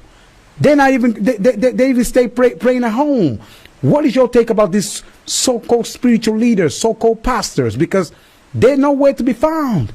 What is your take, Grandmaster Jay? Because back then, the religion, the pastors, they used to use for uplifting the community, give them something to just so they can hold on. Now, most of these pastors, with all due respect, they're sitting home waiting for the government to tell them when to open the church. What is your take about it? That's why some of our brothers and sisters are saying, to some extent, came to expose a lot of people, this coronavirus. What is your take? It is written that when the teacher appears, when the students are ready, it is written that in the last days there will be many who will come in my name, and I will say, get behind me, because I never knew you. All of these people who call themselves preachers and pastors and apostles and disciples and whatever other name they've given themselves are nothing more than fake messengers who are doing nothing more than re-emphasizing an institution that was created to destroy them and control them. Every time that there's been an grievance against the people, they go get one of these people to calm you down, when calming down is the last thing we need. Now, in the face of pestilence, in the face of disease, in the face of true sorrows that are infecting the people, when a spiritual connection is actually needed, they're nowhere to be found because they know the truth. I've taught on this many times. When we talk about Sheol and the judgment, when we talk about the being called upon for one comes, when your true nature of your soul is exposed before the Creator in the judgment, that those of you all who stood up and claimed to represent the Most High, you will be dealt with most egregiously. So where are those people? They're back where they are because they never were anyone to start with. And they knew they were preaching a false gospel. They knew that they couldn't answer the questions. They tell you, just shut up and go along. That is the sign of being brainwashed. Oh, you can lay hands and cure people, but you're nowhere to be found now. You claim that you can speak in tongues, so you got a word straight from the Creator, but I don't hear none from you now. Because the truth of the matter is you just use his belief system. You use religion as a way to profit and eat off of them. You're no better than some of these YouTubers who get on here and lie and then say, hit my Cash App. The only difference is you do it in a building. The only difference is you do it with a perverted, revised version of the original scriptures. I recognize none of their power in this time because I know who sent me. And one of the reasons that I came was simply to expose the truth. Brothers, we're not attacking your religion. Don't come here with all your... No, we just calling what it is. That's all. So, Grandmaster Jay, talking about, man, this show is breaking records. I got to be honest with you. There's so much power having this conversation because it ain't just about the emotion. It ain't just about the feeling, but it's about the facts. As the show, Grandmaster Jay shows, that breaking the Instagram and breaking the social network, I keep emphasizing to people. So, talking about 1 million gun formation.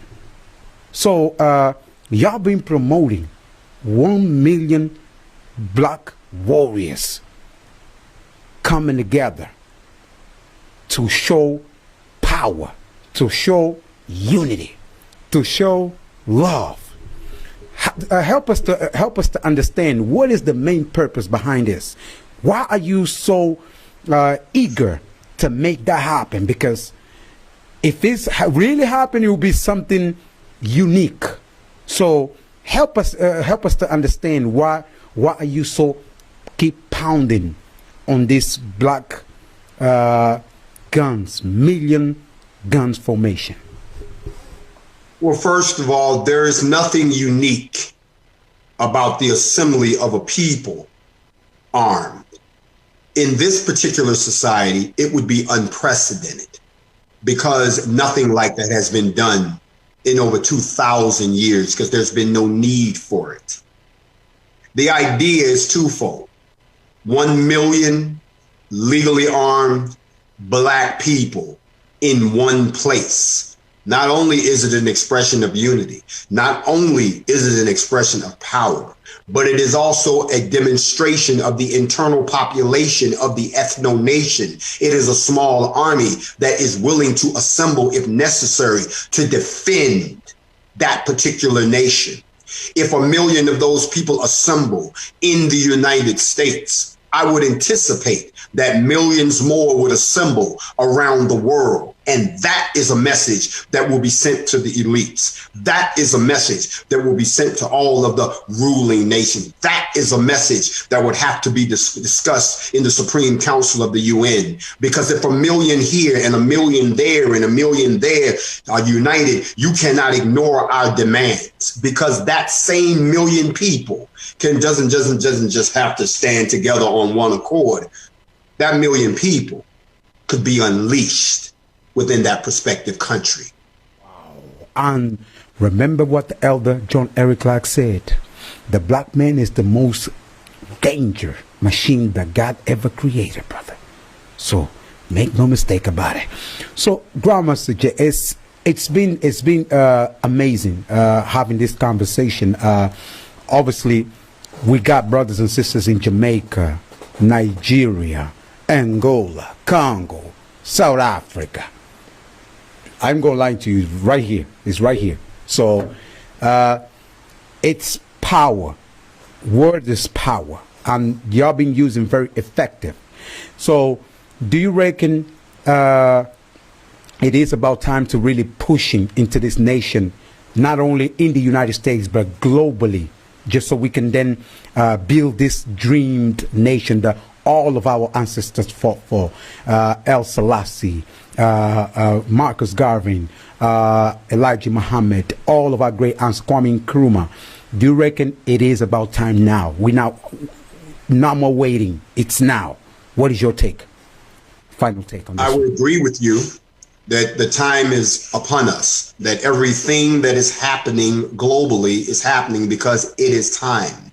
To the 13 independent countries of the Caribbean, it is time. To the 54 countries in the continent of Africa, it is time. To all of my brothers and sisters across the United Kingdom, it is time. Let me say this to all of you. If no one has told you, in this world, I love all of you unconditionally. Whether you hate me or not, I'm going to love you anyway, because you are my blood. You are one of the souls that came out of my origin. So therefore, we have to come together. It is time.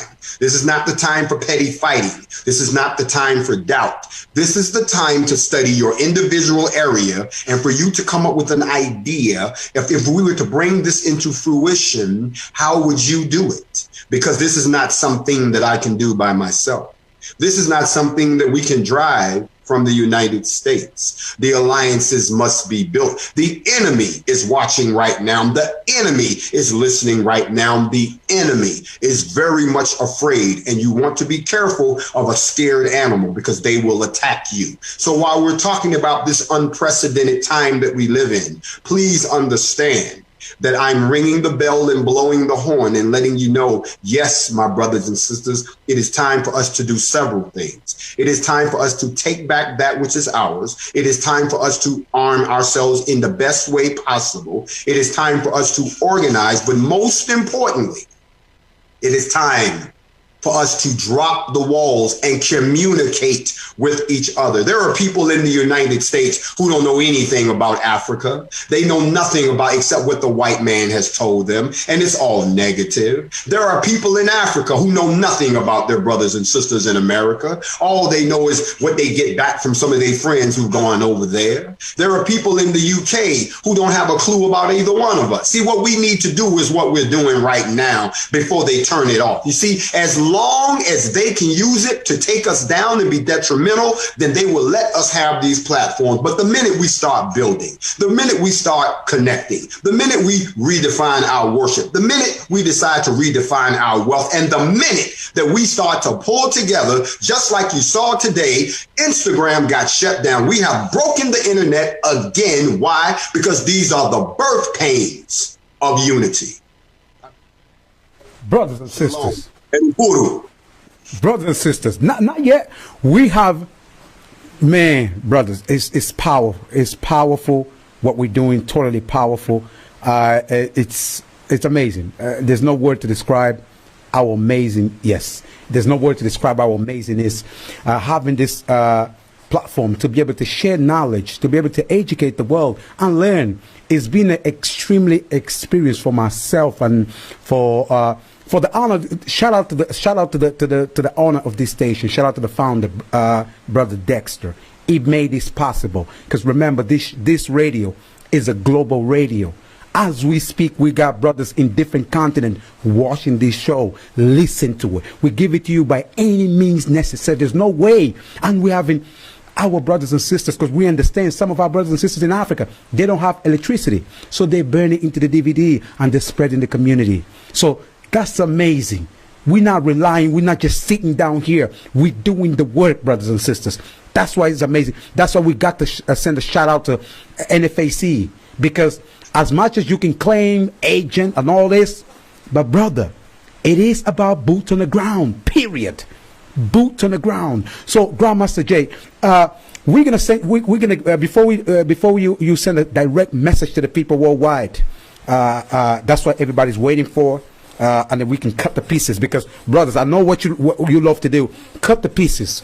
You know, we talked about the China, we talked about the European, you cut the pieces and then you spread it to the community. We don't even care about likes. We care about the information going out in different Facebooks and different YouTube accounts. That's what we care about. That's why they can't shut us down. No way. So we're gonna throw you names. This is the last before you send the message. We're gonna throw you different names on brothers.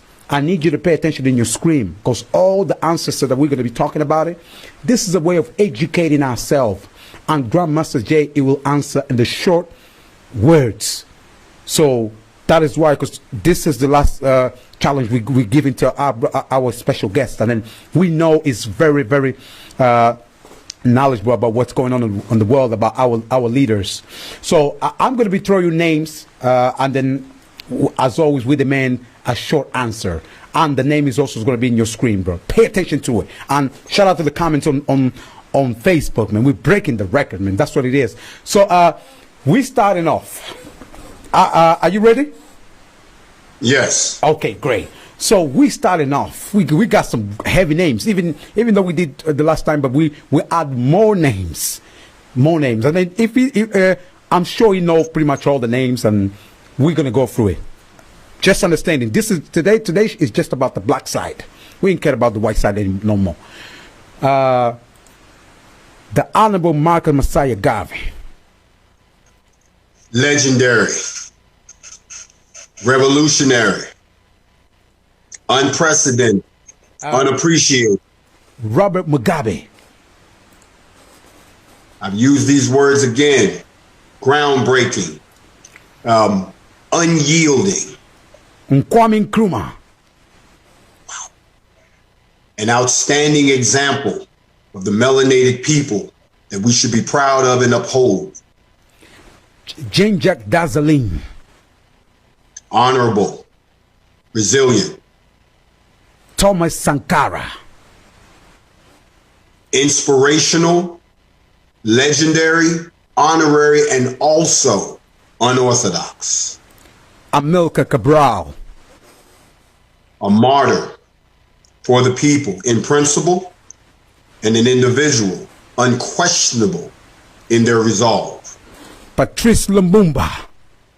Ooh. Power. Power unchecked.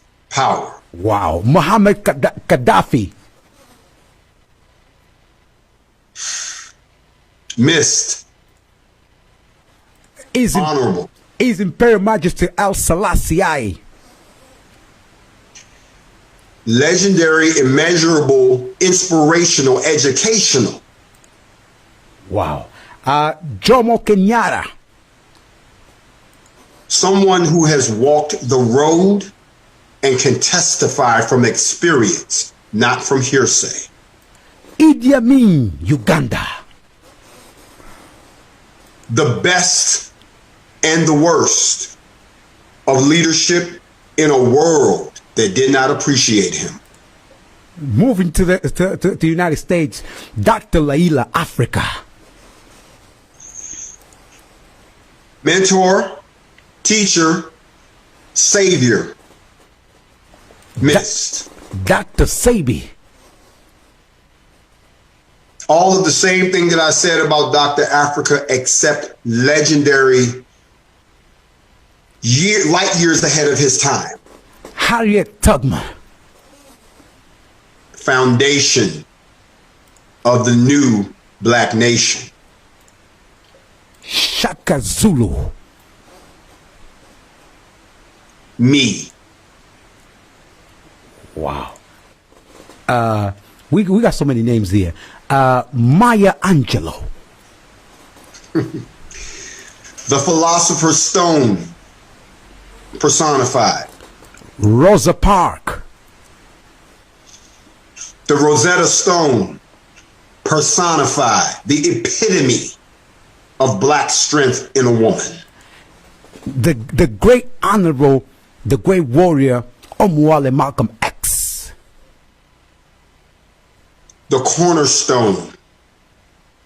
The cornerstone.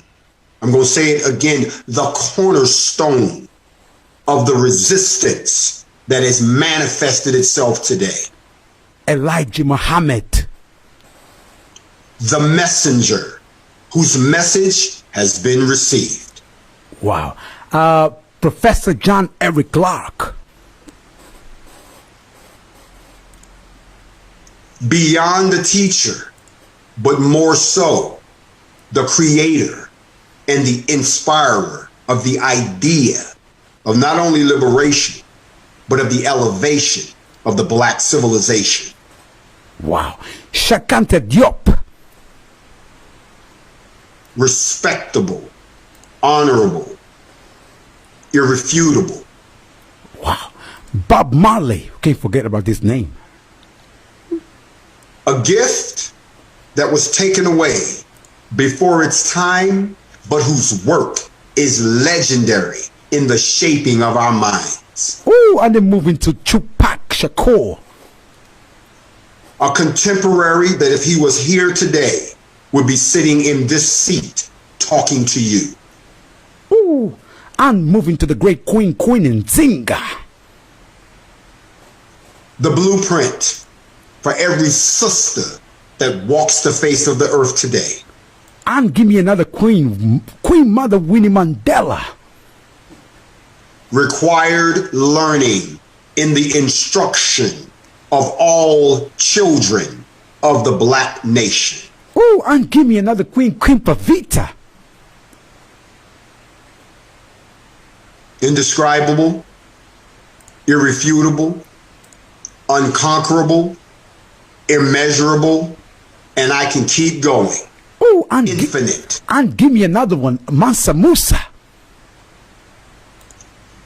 Incomparable wealth that to this day has never been surpassed by anyone, but the wealth of knowledge and the structure that he left is something that he should be honored for to this day. And give me another warrior, Muhammad Ali. Not only a great warrior, not only a great strategist, but also a warrior of compassion for his people. Oh, and give me another warrior, please. Dr. Khalid Muhammad. Someone that I wish was my father. Ooh. And give me another, not so much warrior, but, pacifier. Even though he compromised a little, Nelson Mandela. The last of the greatest men to stand the post in the apartheid, which is reminiscent of what we're experiencing today, who persevered even until the end.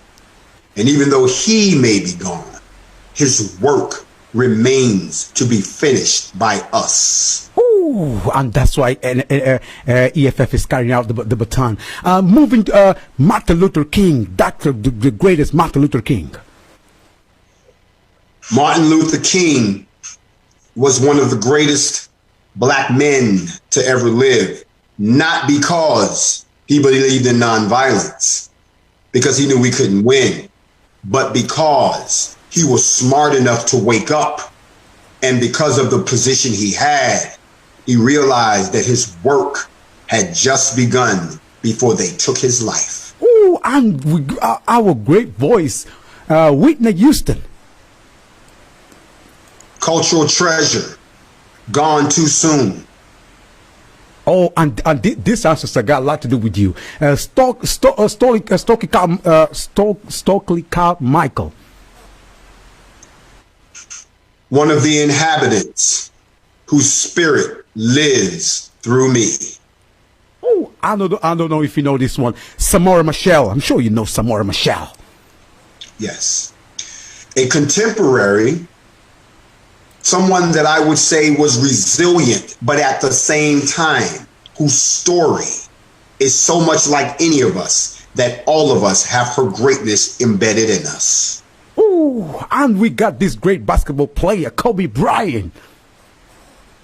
Another cultural treasure, gone too soon, however, at the same time, demonstrating that even if you put us in a box and make us play sports for you, if you let us out the box, we can be better businessmen and better fathers than you ever could have been. Rest in peace, Kobe. And moving to the great ancestor, Joseph Benyakana. Monumental. And moving to this great entertainer right there, Michael Jackson. The greatest entertainer that has ever lived, whether they live now or whether they'll live in the future. No one ever will ever be able to surpass this true gift from the Creator. Ooh, and the great Frederick Douglass. Ahead of his time. Ooh, and obviously we have to also pay honor and respect to this ancestor. Obviously is an ancestor now, and that's why we have to bring this name out of respect as well. This ancestor right here, our great minister Hashim Akhenaten Zinga from the new Black Panther Party for Self-Defense. The soldier's soldier, the front line of any front line, the brain power behind the warriors, the one that is needed now more than ever, but we understand that sometimes you have to take the king off the chessboard so the rest of the pieces can figure out what they need to be done. My last word on him is, will be sorely missed. Wow, wow. Brothers and sisters, as you see, it's about education. It's about understanding our greatness and our ancestors. So that's why we're doing this show, for you to educate yourself to understand. Never forget the power of our ancestors, because they gave blood, sweat, and tears for us to be here. So, Grandmaster Jay, without further ado, a last message. The floor is going to be yours. A last message to the entire African family worldwide. The message being totally received. We're breaking the record. We're giving you the floor. For all your naysayers, for all your agent provocateurs, let us just come together for once. We understand we got a weakness. We understand. But we also got a love in our hearts. And you can bring your love to the table. Last a message to the entire family, because this is the second part of this amazing show, and the message totally went across the world. So giving you the floor, take your time, Grandmaster Jay, because the brothers in Jamaica totally locked in, the brothers in the continent, I don't want to mention names, the brothers in the United States, the brothers in Caribbean, Jamaica, Barbados, and the brothers in Europe. So they definitely tuning in and ready for the message. A last message to the family. And to all of my brothers and sisters around the world, the greatest commandment was to love each other. When they gave that commandment, they should have put the word unconditionally in front of it. You cannot pick and choose when or how you're going to love each other. To my people in Antigua, the Bahamas, Barbados, Cuba, Dominica, the Dominican Republic, Grenada, and Haiti, you are more so my direct descendants, because you are the ones from the Portuguese slave trade and the breaking yards. To you personally, I say, I understand that you're watching your lands be invaded by the Chinese and other folks, to your economies being kept in a dilapidated state. But your brothers and sisters here in the United States, Canada, and South America, on this side of the globe, we are very much aware, and we support you in any effort you may need to repel and repair. To those of my brothers and sisters who are in the UK, you too being so close, whether you're in England, Northern Ireland, Scotland, Wales, or the United Kingdom.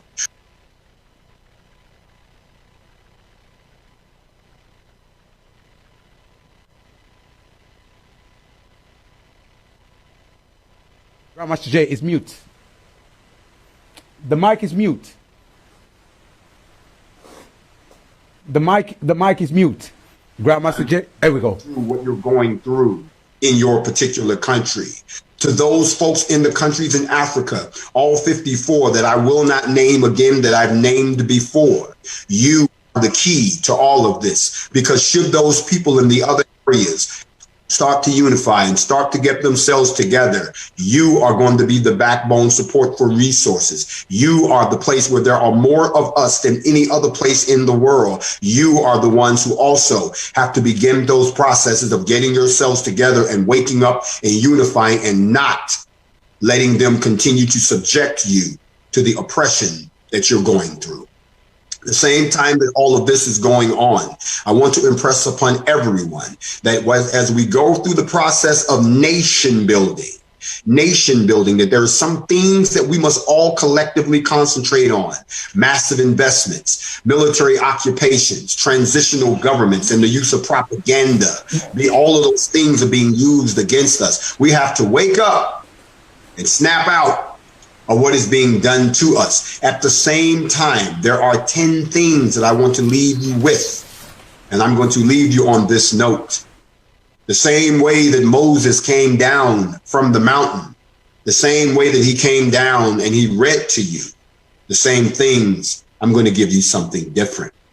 Diplomacy is something that we all need to start doing. We got to reach out to our brothers and sisters. You have the technology, make it happen. Honesty. We have to start being honest with each other about our past, our present, and our future. Collaboration. We have to start working together and sharing with each other. We have to, or we will not make it. Innovation.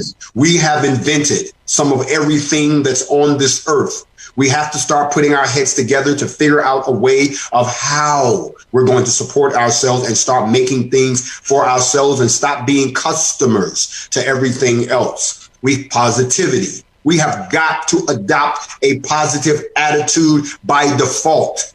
Passion and commitment to this survival is something that we also have to have. You cannot sit there and just tell me that, well, you know, I'm down for the whole program, but you have no passion and you're not committed. Last but not least, we must all learn to listen to each other, not so much just talk, but learn to listen, because we all speak the same language, but sometimes it's a little different. Strong communication, without a doubt, is an effective communicator, is our top strategy right now for all of us to come together. We are one family. We are one nation scattered around the world. We now have the time, we have the resources, and we have the ability to lift ourselves up out of this. I have made the commitment to work along with you and everyone else, in spite of those who are afraid and telling you, don't listen to him. He's working for the other side. I must explain to you, if I'm working for the other side, then what do they want? Do they want you to be free? Do they want you to have your own countries? Do they want you to have your own money? Do they want you to determine your own destiny? Do they want you to get paid back for everything that's been done to you? Because that's all I've ever been saying. And I don't know anyone on the other side that wants those things from you or for you. I love you all. I hope you love each other, and I hope you love me back. And I will be talking to you real soon, either in person or once again, right here on social media. And I bid you peace, love, and shalom. Wow. And shout out to the absolutely NFAC family, because on behalf of AKA Show, we want to say the station, AKA Show, because let's be honest, a lot of brothers and sisters, they're getting the message. They're getting the message. They understand now is about unity. It's about unity. It's about love. It's about boots on the ground. Because we are a war. Understand the fact. When we say a war, we are war by everywhere. People attacking us. We got the Chinese on one side. We got the Russians. We got the Europeans in general on the other side. Then you got the United States government. Then we have our own governments, our own puppet presidents attacking us from left to right. So that is why we totally agree with Professor John Eric Clark. Black people, you ain't got no friends. And let's keep supporting the NFAC, all the great organizations that been putting boots on the ground and doing the work. That's what it's about. It's about doing something. So, Grandmaster Jay, we just want to thank you for this. We know you got a busy schedule, and you still keep delivering this knowledge to the people for free. Some of our brothers and sisters, we know they're getting paid. This Eden Color, they're making a lot of money, but. Anyway, I don't want to mention names. As I say, I don't like to bash brothers and sisters. So keep supporting this great movement. It's about love. It's about unity. So all the information is right there in your screen. The contact details. I don't know. It's just the website and the email for anybody to send any information, just in case you want to share to the family real quick. Only thing I want to share with the family is if you want to reach me, you can reach me at the NFAC by sending an email to info, I-N-F-O, at black, B-L-A-C-K, NFAC.com.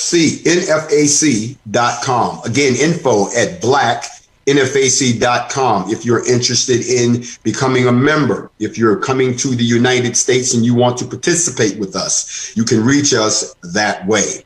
The other thing that I'd like to communicate to everyone is social media has more power than we give it credit for, but they will shut it down the moment we start to use it to our advantage. Other than that, I want everyone to know that believe none of what you hear and everything that you see in this particular instance, because if you don't, people are going to get in your head like they've been doing. And you always have to ask yourself this question: who sent you?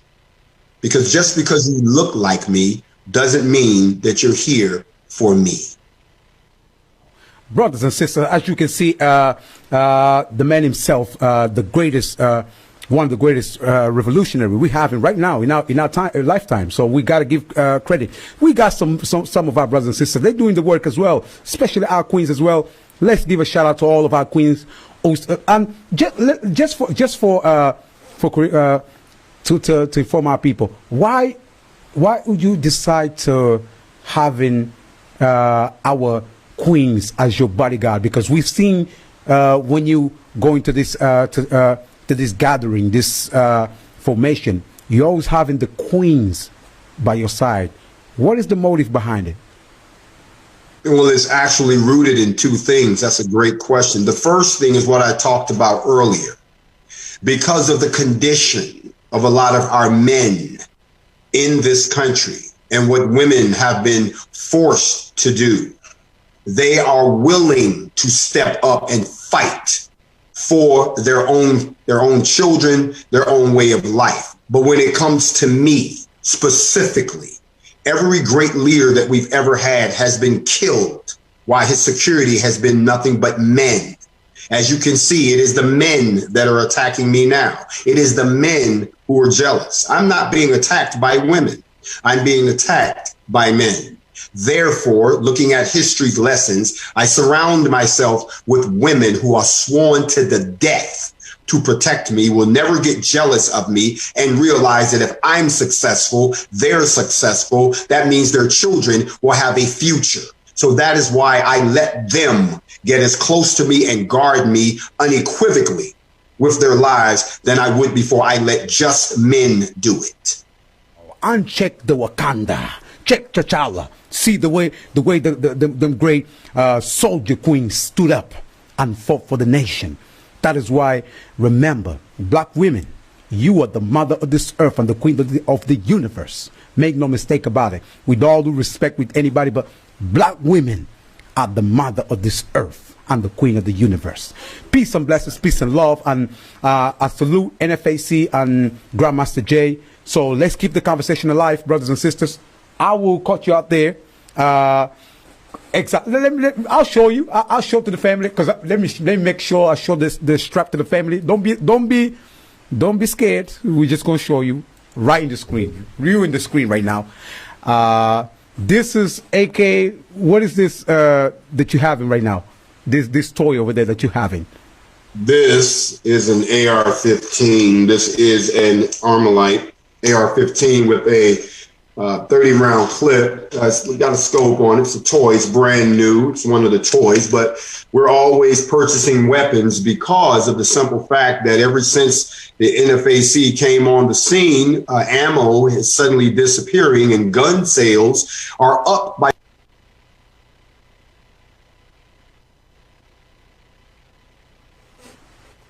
We can't hear the sound.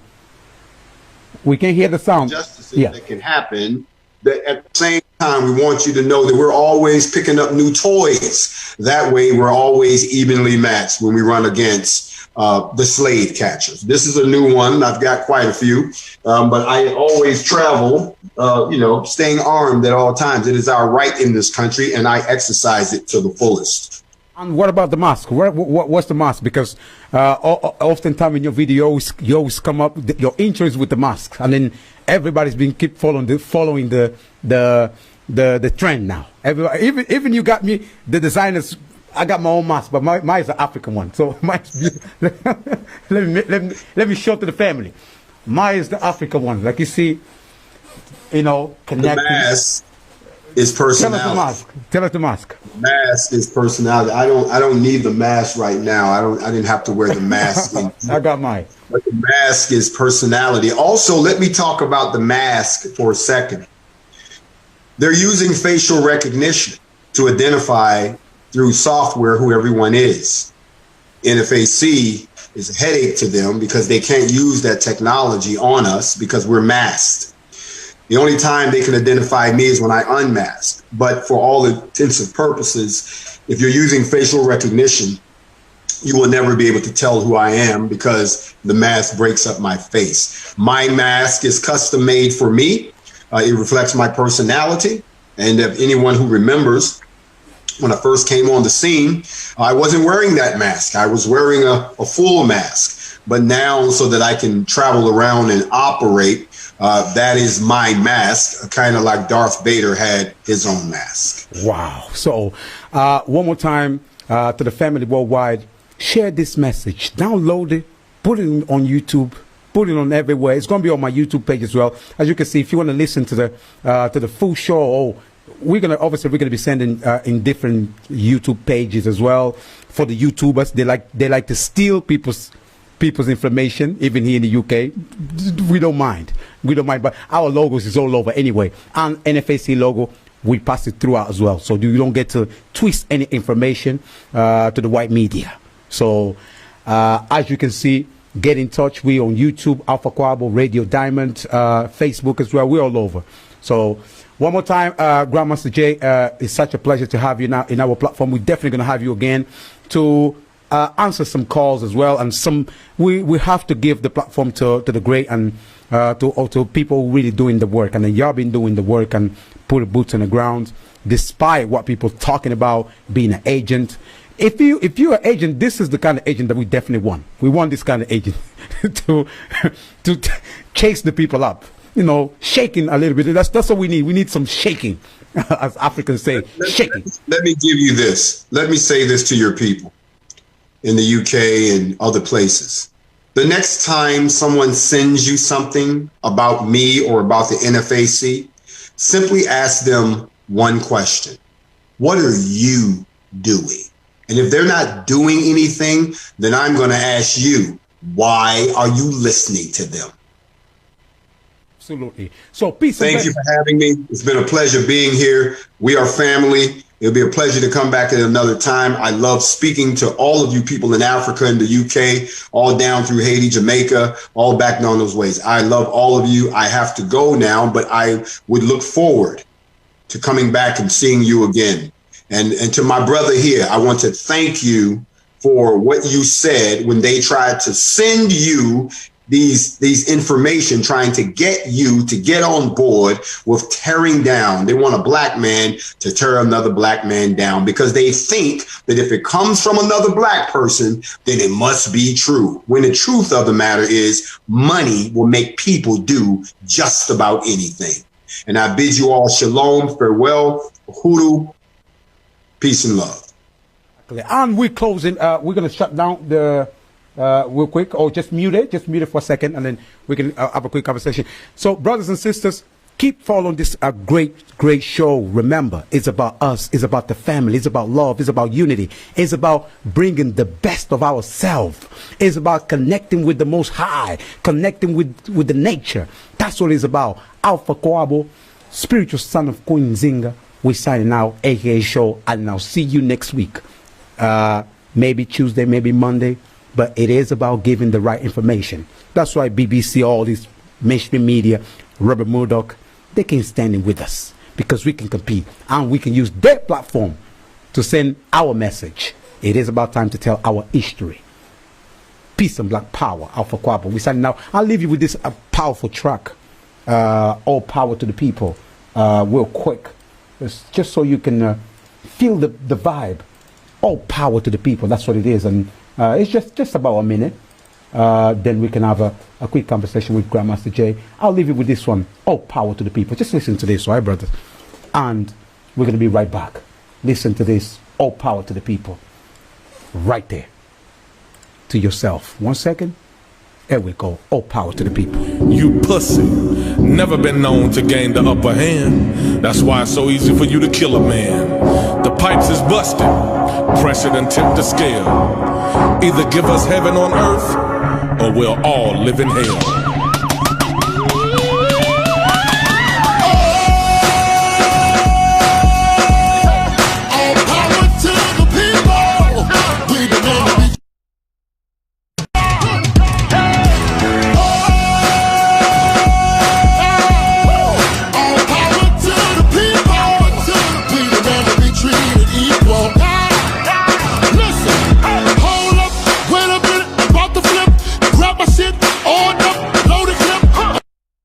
All of my brothers losing life to the hands of a man who ain't trying to preserve